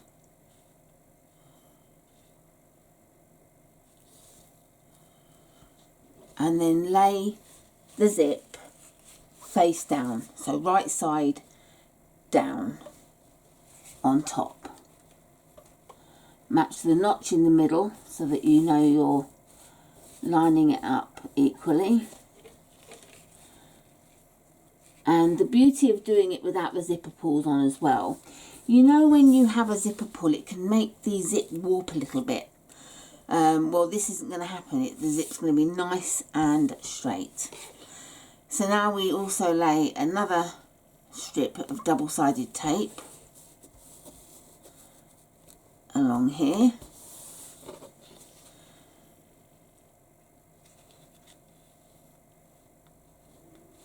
Pull the backing off eventually.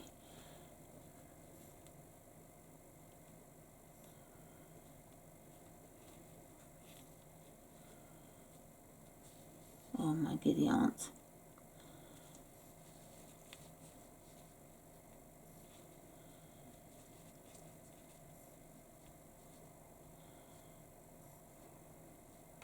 I'm sure it's as painful for you to watch as it is for me to do.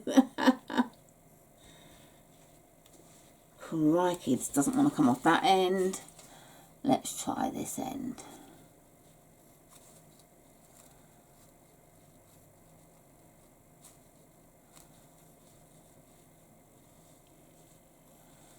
I need my granddaughter. She's 8 years old.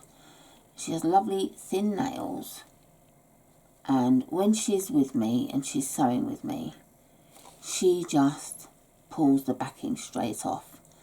And she finds it hilarious, having watched me trying to do it for 10 minutes. And she never has trouble, ever. And yet me, well, as you can see,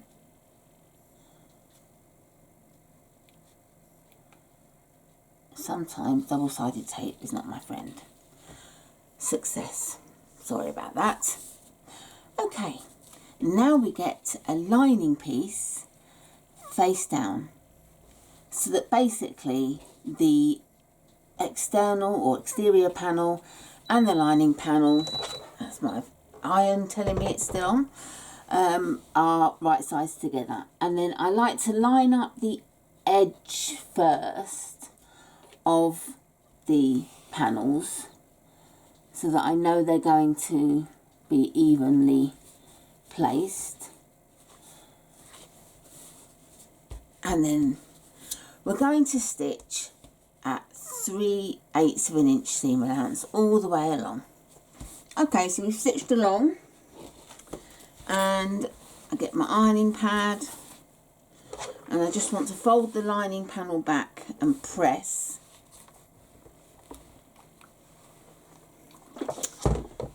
And obviously I can't do that with the exterior panel, but what I can do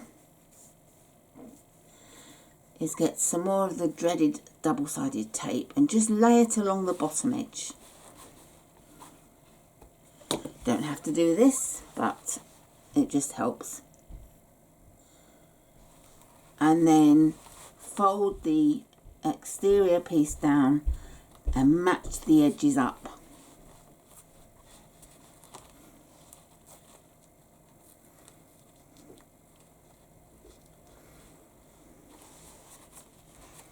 Like so. And then take it to the machine, and we need to base stitch along the raw edge and then top stitch the side along the top and down again. Okay, so that's the one side done, and basically we have to repeat what we've just done for the other side. And what we need to do is get the remaining pieces, and this is where I open the zip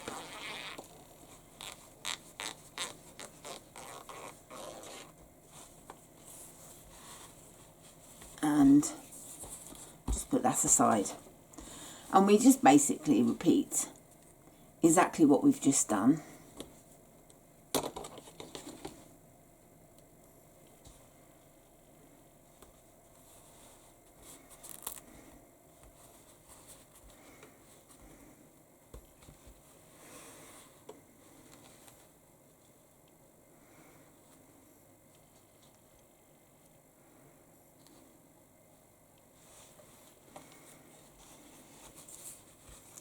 So the exterior piece is right side up, the zip is right side down,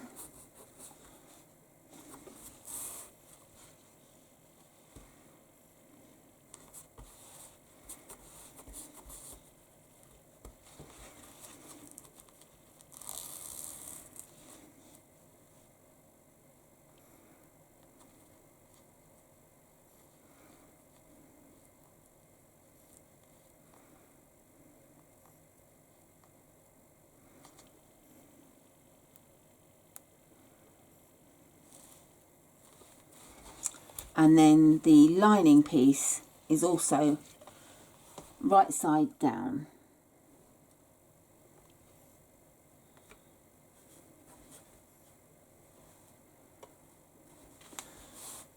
And we stitch at 3/8 of an inch seam allowance all the way across. Okay, and again fold the lining piece back,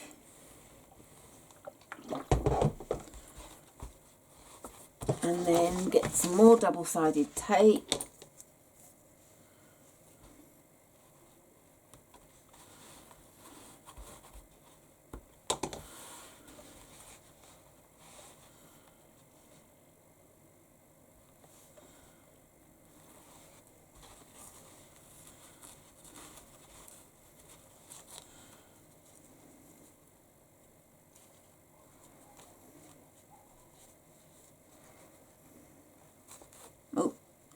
that stuck to me. Oh, goodness me.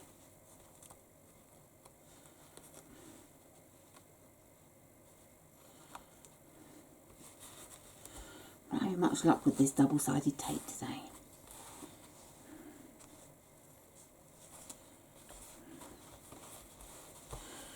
Okay, and then as before, base stitch along the bottom and top stitch the sides and along the top. Okay, so that's the other side done. So now we've got matching panels that will meet together nicely when we come to add them. Now we put that aside for now, and we want to get our contrast bands, contrast panels should I say, and our lining panels.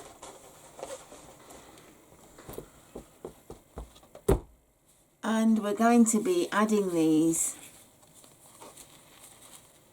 which is going to totally throw you, because obviously something's wrong here, but it will work, trust me. It gives a lovely result. So I'm going to fold them in half and just snip for halfway,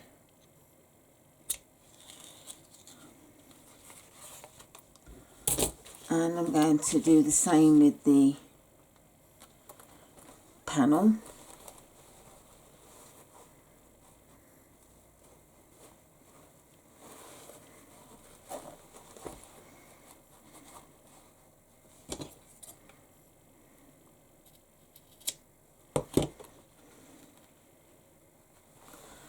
So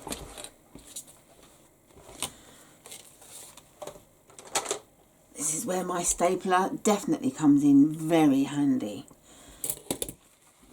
And if you don't have one, you'll have to use clips or whatever you do use net pins if you're using woven fabrics.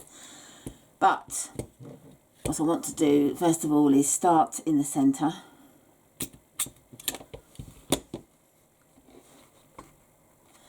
And we have to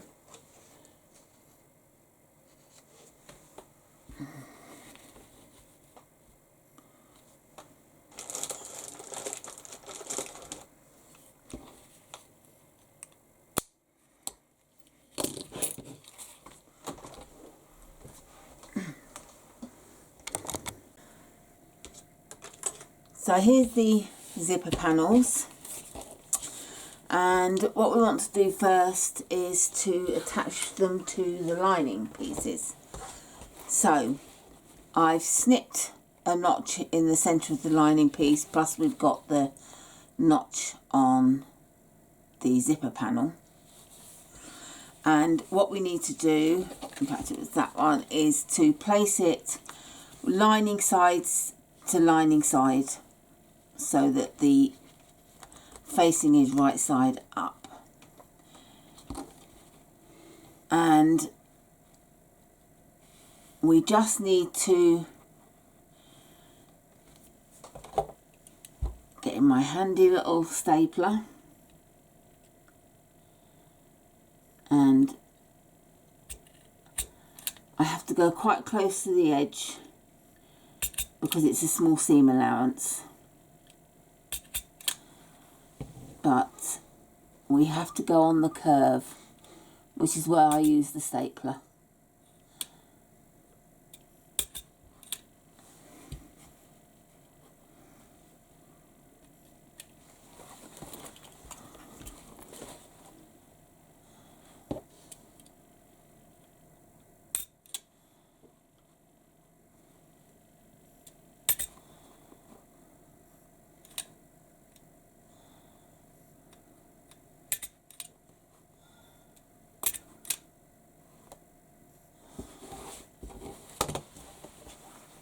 Okay, I'm just going to stitch along there about 1/8 of an inch seam allowance. Okay, so we've stitched the zipper panel in place, and I just need to remove the staples before we proceed with anything else.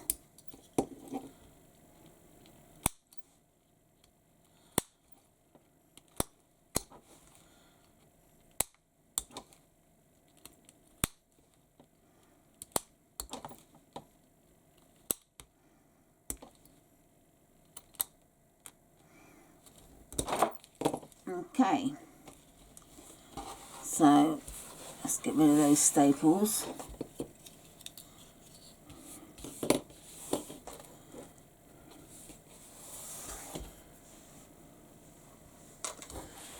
And now we get our contrast band, and I'm going to do exactly the same, wrong one because I've cut the notch out in this one. Again, cut the notch in the middle and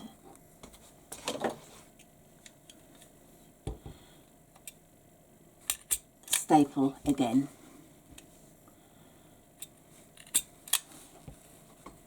And you don't have to use a staple. You can use clips, pins, whatever takes your fancy. This is my preference.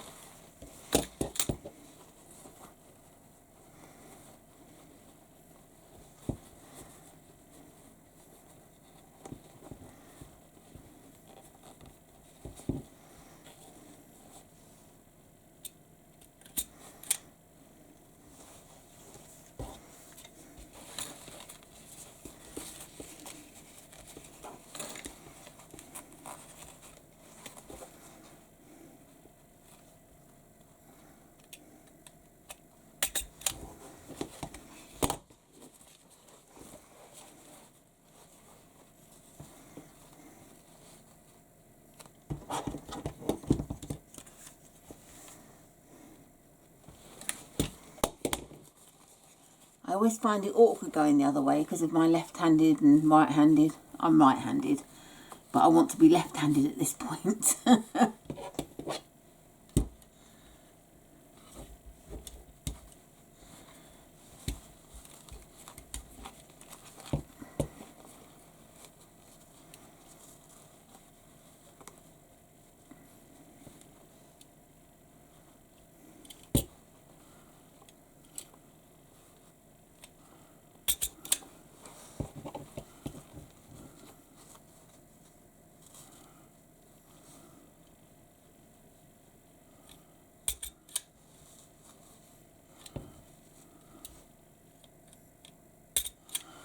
Okay, so that's stapled in place, and we need to stitch along at 3/8 of an inch seam allowance. I have sewn at 3/8 of an inch seam allowance, and I removed the staples. And what we need to do now is just clip all the way along to near the seam, not up to the seam but near it, because you don't want to accidentally cut the stitching.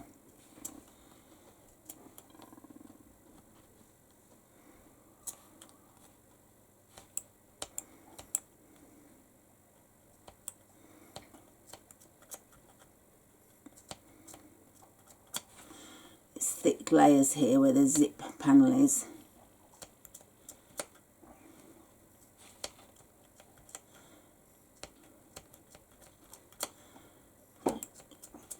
Just keep snipping.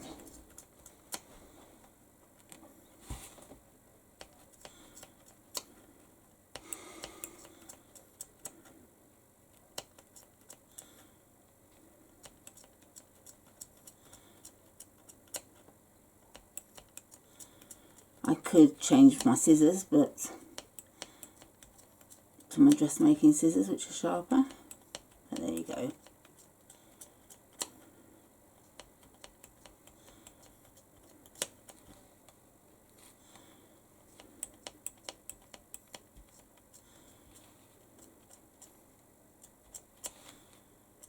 Okay.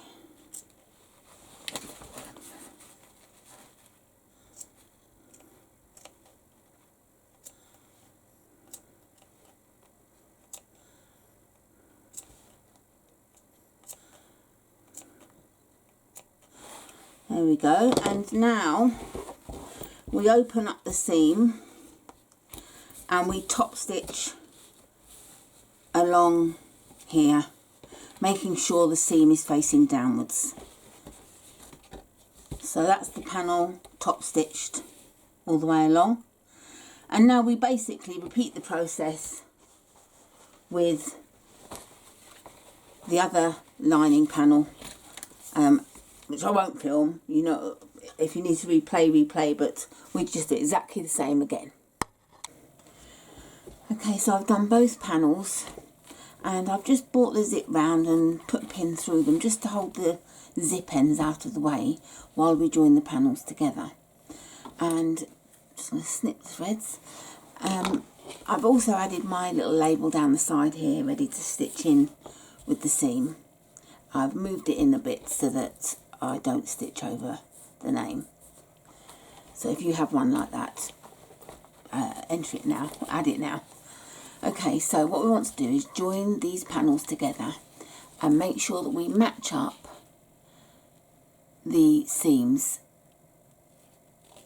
so they look even.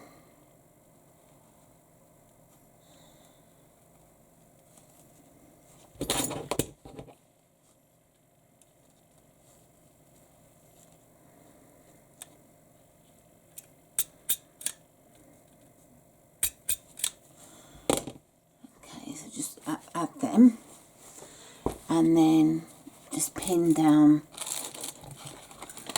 the edges, and we only want to sew 8 inches down. So I'm going to mark 8 inches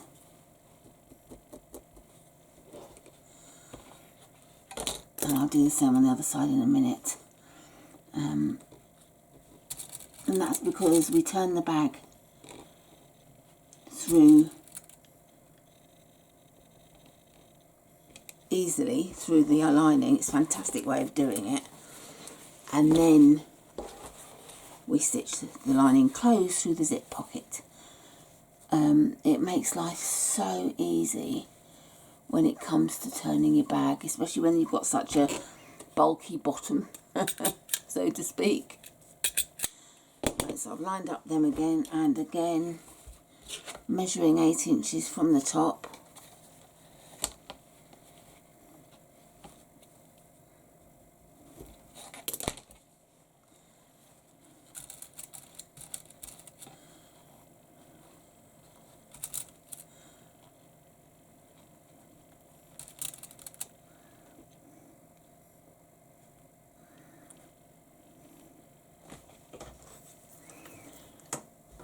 So we're going to sew from the top down to the line that we've marked at 3/8 of an inch seam allowance all the way. Okay, so that's the stitching done there. Just remove those staples.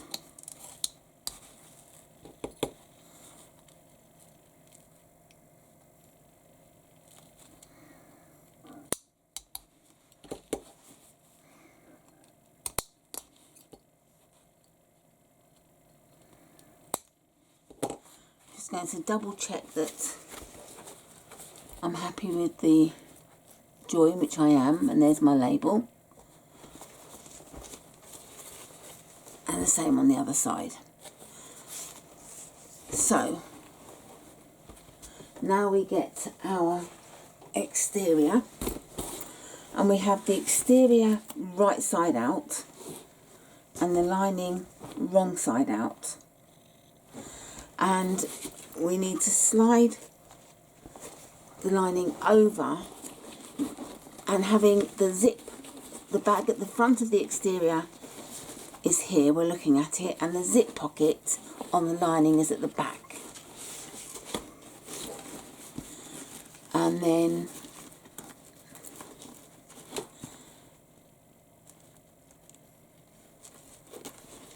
we join, we open up the seams,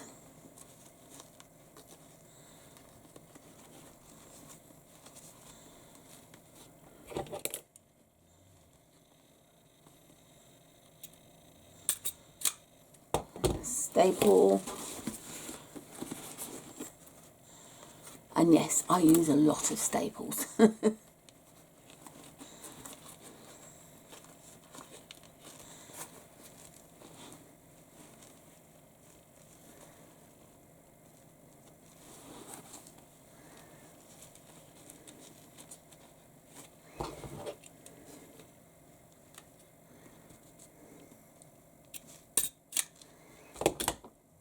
Okay, so join the seams, line the seams up, which are the most important things to get lined up, and then just go round clipping or stapling or whatever, pinning, whatever you're doing. Obviously if you use vinyl or leather you can't pin, but if you've used woven fabrics you can. Okay, so this is stapled all the way round, and now I'm going to top stitch following the curves of the seam at 3/8 of an inch seam allowance. I've stitched around the top, and then I've trimmed the foam out of the seam allowance, and then I've snipped around the curves all the way around. And then I've just pinned the lining together. Sorry, pinned the lining together. I'm just going to stitch down the rest of the lining at 1 centimetre, 3/8 of an inch seam allowance. Okay, so that's the lining done on the sides, and now we take the lining and pull it over the exterior. How easy is that to turn? So I'm just going to remove that pin because I don't want to stab myself when I'm adjusting the lining, and pop the lining inside. and then just roll the seam in your fingers so that it sits nicely. Which this is behaving really nicely, this vinyl. Let's pull it down. And now we top stitch around the top of the bag very carefully. Okay, so I've top stitched all the way around. I made sure that the zip ends were out of the way, and I made sure that this wasn't sitting up, it was facing down. And now what we need to do is to close the lining, and to do that we open up the pocket, pull the lining out, and pull the lining out through the pocket.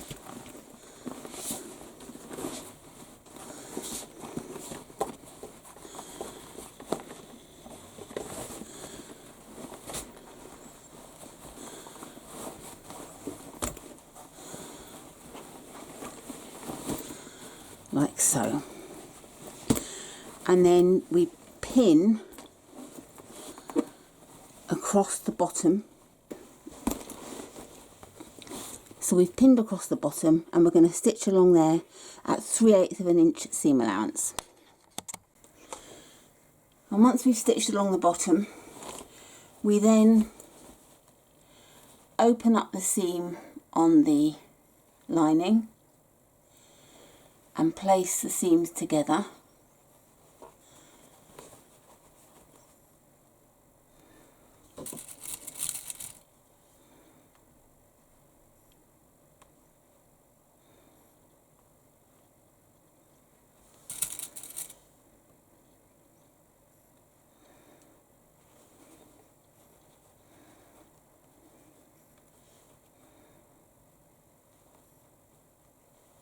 And make sure that these seams are laying flat.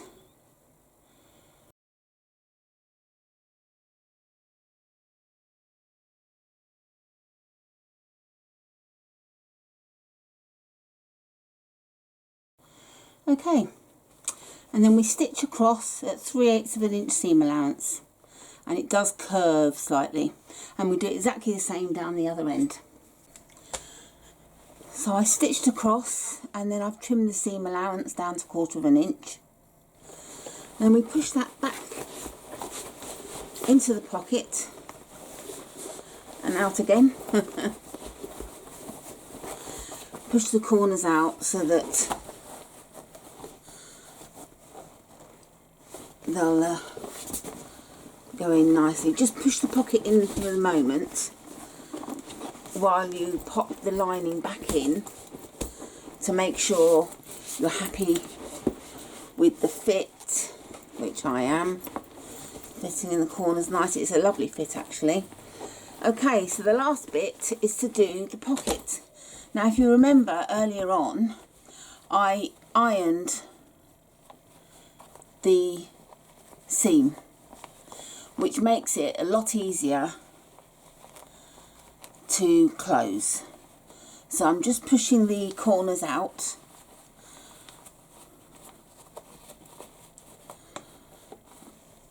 and get my turning tool just to really get good corners.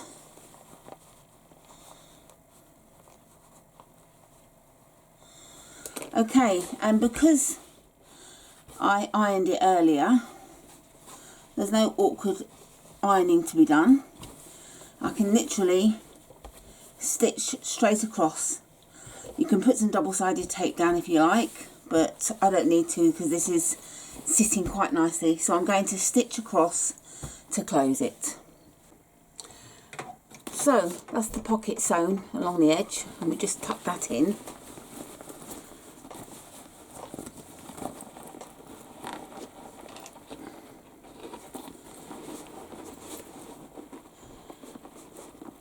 And then do that zip up. And now we have to add our zip ends to my very nice short zip panel. If you do something like this, don't be tempted to cut the zip short, because if you do, you've got a tiny opening to get into your bag. You still need to keep the zips long, but you can just tuck them down inside normally. So we've got our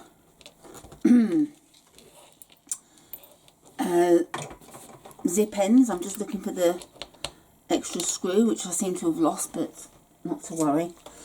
Okay, so I always add a little bit of glue in my zip ends. I don't even know if it needs it, to be honest with you. It's just gives me confidence that it's going to be giving extra frills, and it does work, because before now when I've done it and I've tried to get it off, I couldn't. So it is worth gluing it. So we fold the backs round to the back, the sides round to the back, should I say, and then just pop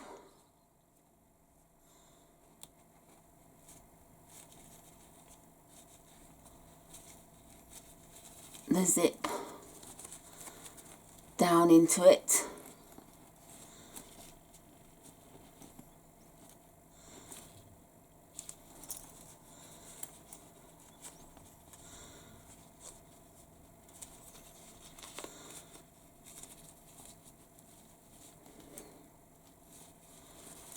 Yep, happy with that. And then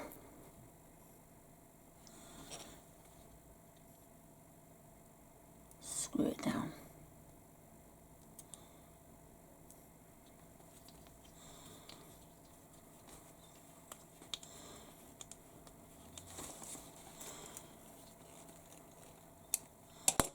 And that's that zip end attached. So that's as far as it will go. And then I shall add the other one. And then we'll be returning to do the straps. Okay, I've prepared the two shorter straps. And they're prepared exactly the same way as the longer one. I have made my straps slightly longer by choice. And the width, I need to mention the measurement, but the pattern width is 2.5 inches wide for the strap. But I'm doing mine at 2 3/4 inch wide. They're still going to end up the same width, but what I found on my bag, first bag, was that the folded edge, which you'll see in a minute, was along here, and putting rivets in was very awkward. It kept slipping off. So I didn't want the ridge to be in the same place. So that's why I literally extended it a little bit. So what we need to do is remove the double-sided tape. And what I've done is I've measured 1 inch in from the edge all the way along, and 1 inch on that side, and you're left with 3/4 inch gap. And we fold the vinyl to the line.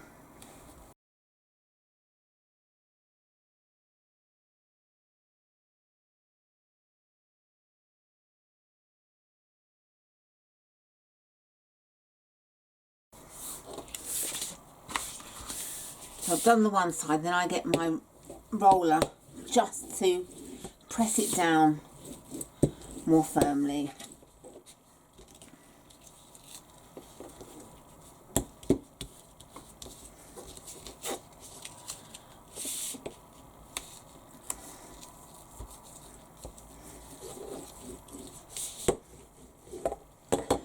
And then the other side as well.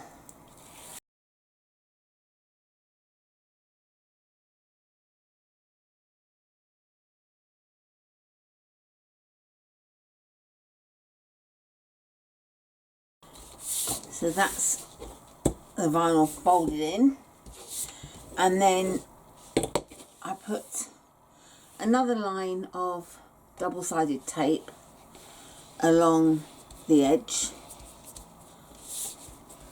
not too close to the edge because you don't want the double-sided tape poking out between the stitches. And then the backing comes off so much easier on vinyl. And then we want to put the layers together, the two sides together, making sure that we line up nice and evenly.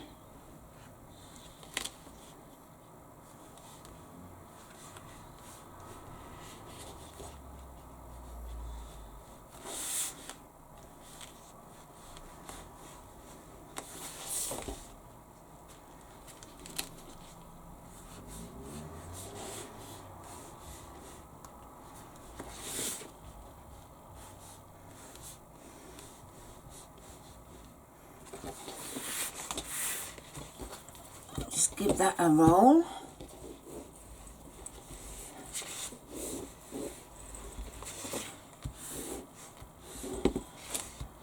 And take it to the machine and stitch down all the edges. So here's the long strap stitched and ready to go. And what we need to do is, I'm not going to fix the strap end in place because the ones Edmana uses are flat crimping strap ends and they go on and you can put them through the buckles, etc. These are too bulky, so I don't put them on yet. But what I do is lay it in place because we've got to measure from the top edge of the strap end, and we need to mark 5 centimeters from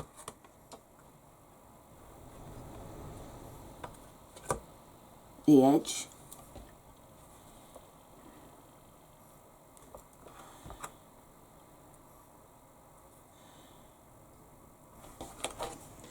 Okay,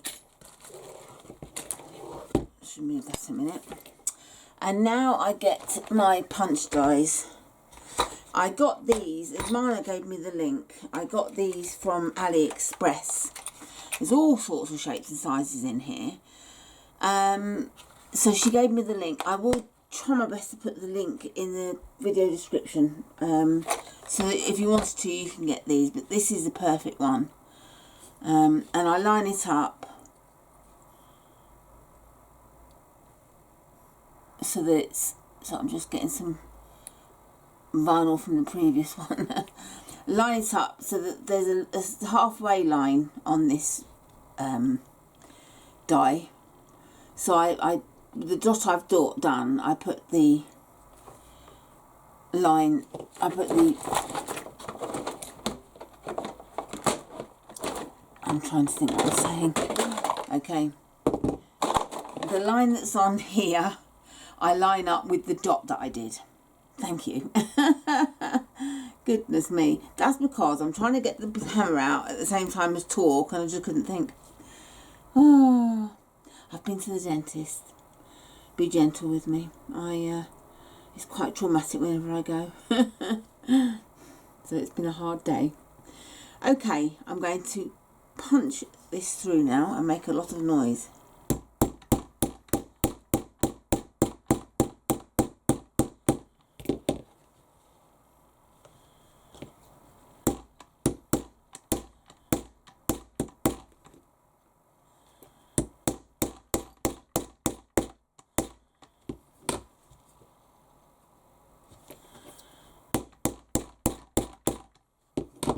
We're through. So that's our hole, and I'm just going to use my liquid, my acrylic paint to fill the hole, so you don't see the white of the vinyl, because it doesn't look particularly great otherwise.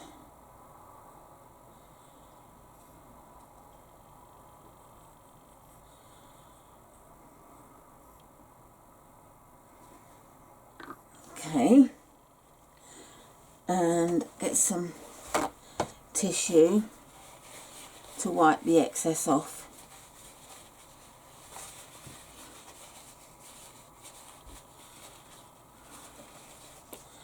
That's it. So that's the hole made. what I've done now is gone ahead and punched the holes. So I had the longer one, and then with this strap end on, you need to mark 1.5 centimetres from this edge, then 1.5 centimetres, then 7.5 centimetres from that edge, and then 1.5 centimetres from there. And that's all the holes punched on this piece. And we don't need to use the black ink, which I was about to do, because these are for rivets. I was thinking about them being for buckles. So we need to get our buckle, and I always have to think what I'm doing. So we slide the buckle on. I'm not used to using these buckles yet. I normally use a completely different style. So these are quite new to me. And then, so basically, the buckle is upside down. I don't know if you can see, but that's the sort of raw side, that's the good side, and that's the bad side. So you slide it through, as you just saw me do. So it looks like that. And then we fold it over.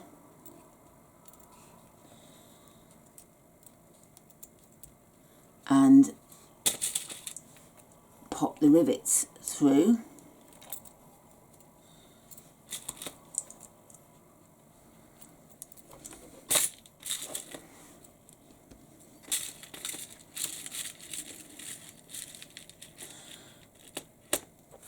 And we put the first rivet on. I'm going to press that on.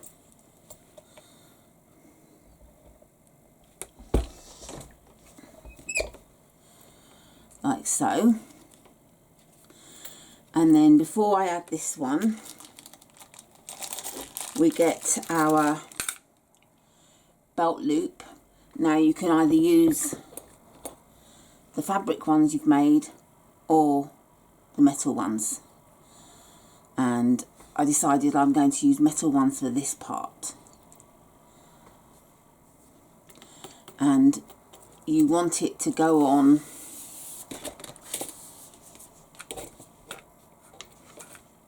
so that it's at the top. I'll show you what I mean. So we slide this on.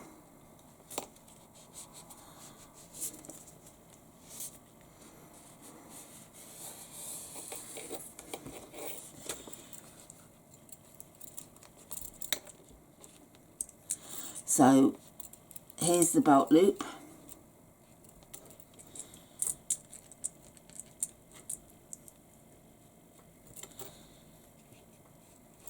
And then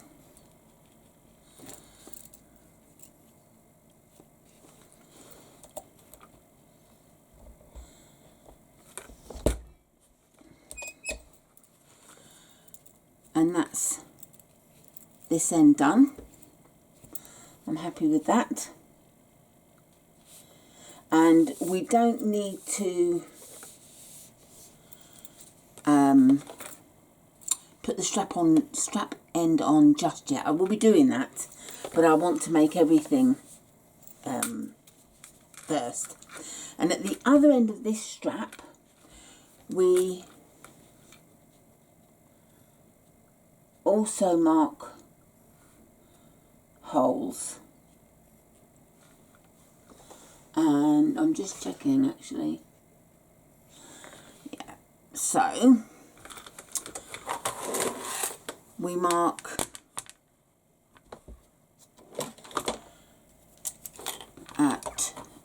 from the end of this, the strap end, the top part, we mark 2.5 centimetres.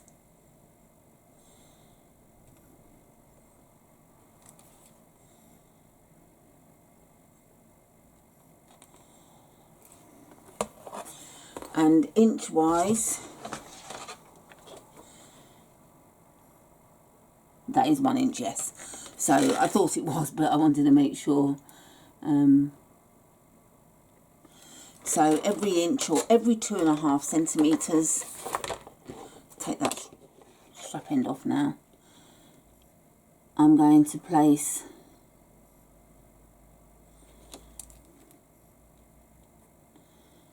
a mark for the rivet.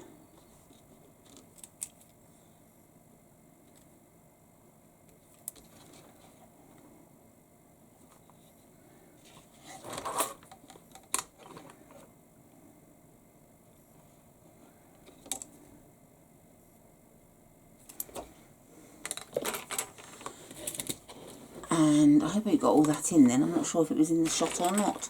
And then we just punch the holes. And I like to use my twist punch.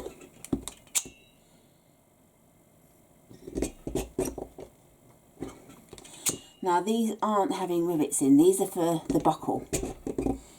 So I will dab some acrylic paint in them.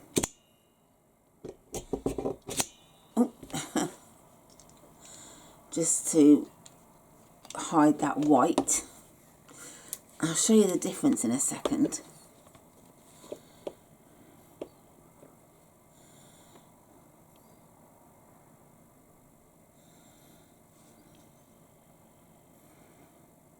And the beauty about this product is it doesn't stain. You can wipe it away and it doesn't leave any marks at all.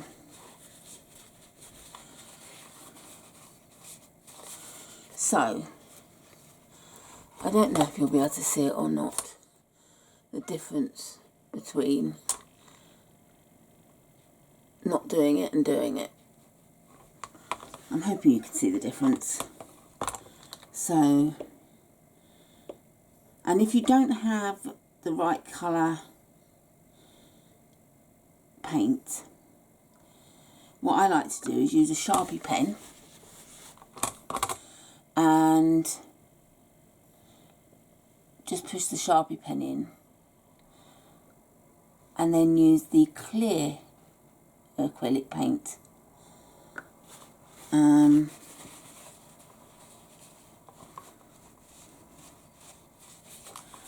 And that way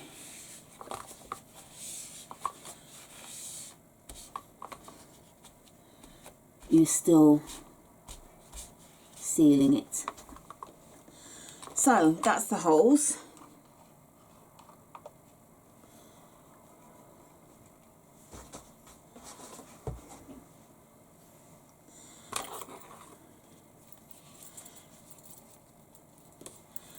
And we just want to, for now, push this in. If I'd put the strap end on, I'd be in trouble now because I wouldn't be able to get it through here, which is why I don't do it till the end. Once I know everything's in place, then I add the strap ends. So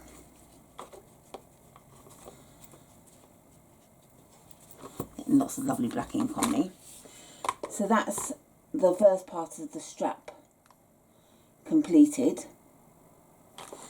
And now we add, I like to get it sort of halfway.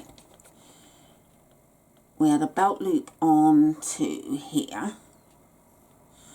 Could be a bit tight.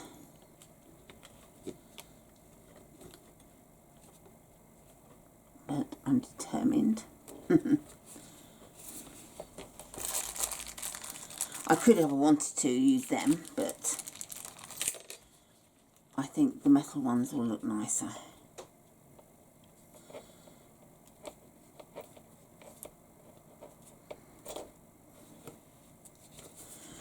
So that's this part of the strap ready, apart from the strap ends. So I'm going to add them now because I have finished, and I know I've finished doing this part.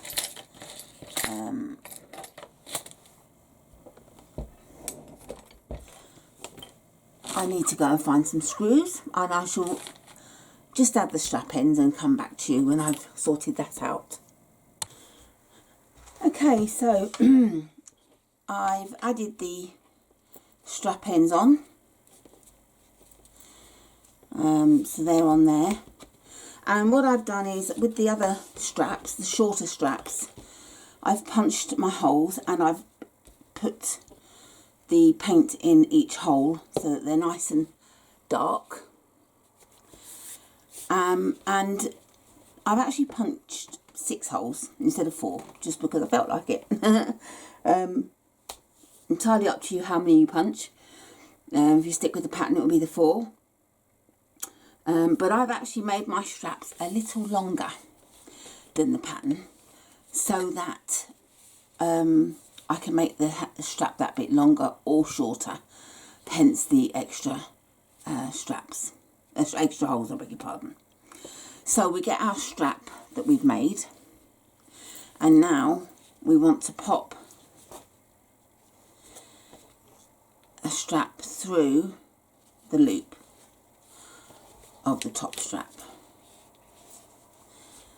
And what you want is, you've got your folded edge down, so you want it so that when you've got your handle like that, you can see the folded edge rather than the 2 edges together. Just looks a bit nicer, that's all. And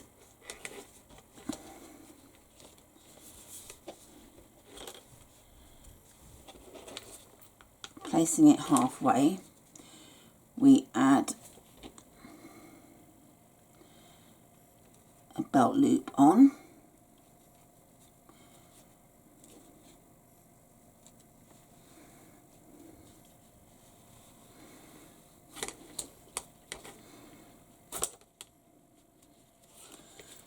Like that.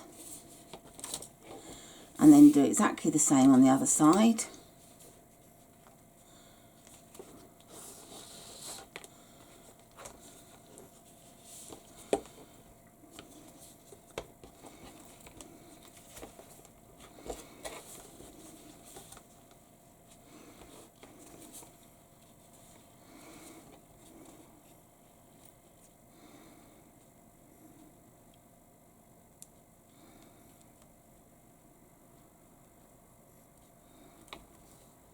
Be a bit fiddly.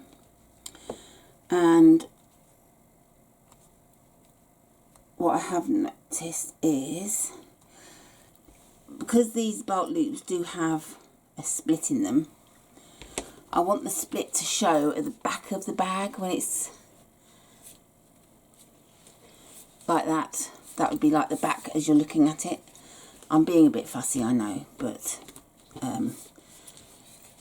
that's the way I am, and that's like that for both of them, so I'm happy with that. So that's what we're looking at now, like this.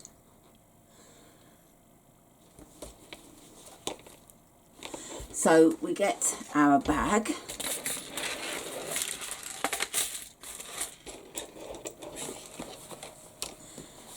and I'm just going to pop the zip inside there for now. And that's the front of my bag.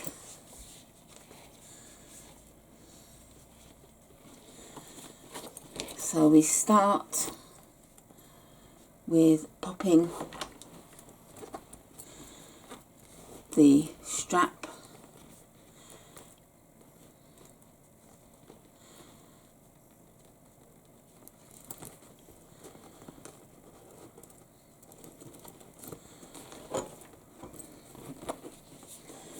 and obviously it's entirely up to you where your, no, that's wrong, because I've got the joined sides there. I don't want them showing, I want them on the inside. So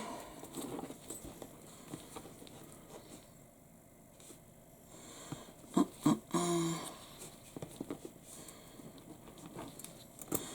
it's inevitable that's going to happen, that's okay.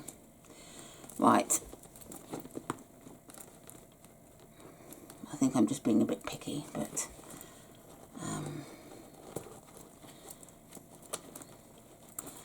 there's that one.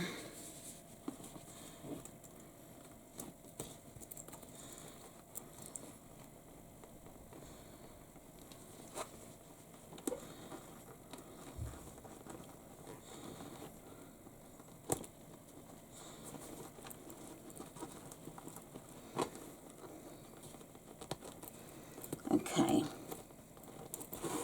so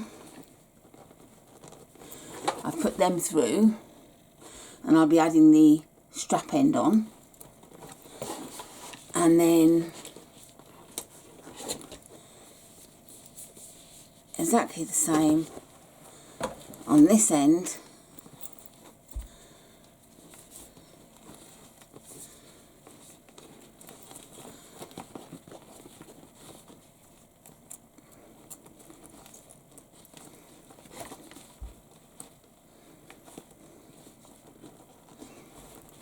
So with the strap end on, that's not going to be able to go up through there, which is fine. But if I want to make the handle shorter, I've got the extra holes and I can pull this down. So there's the option there. And that was the idea of doing the extra holes.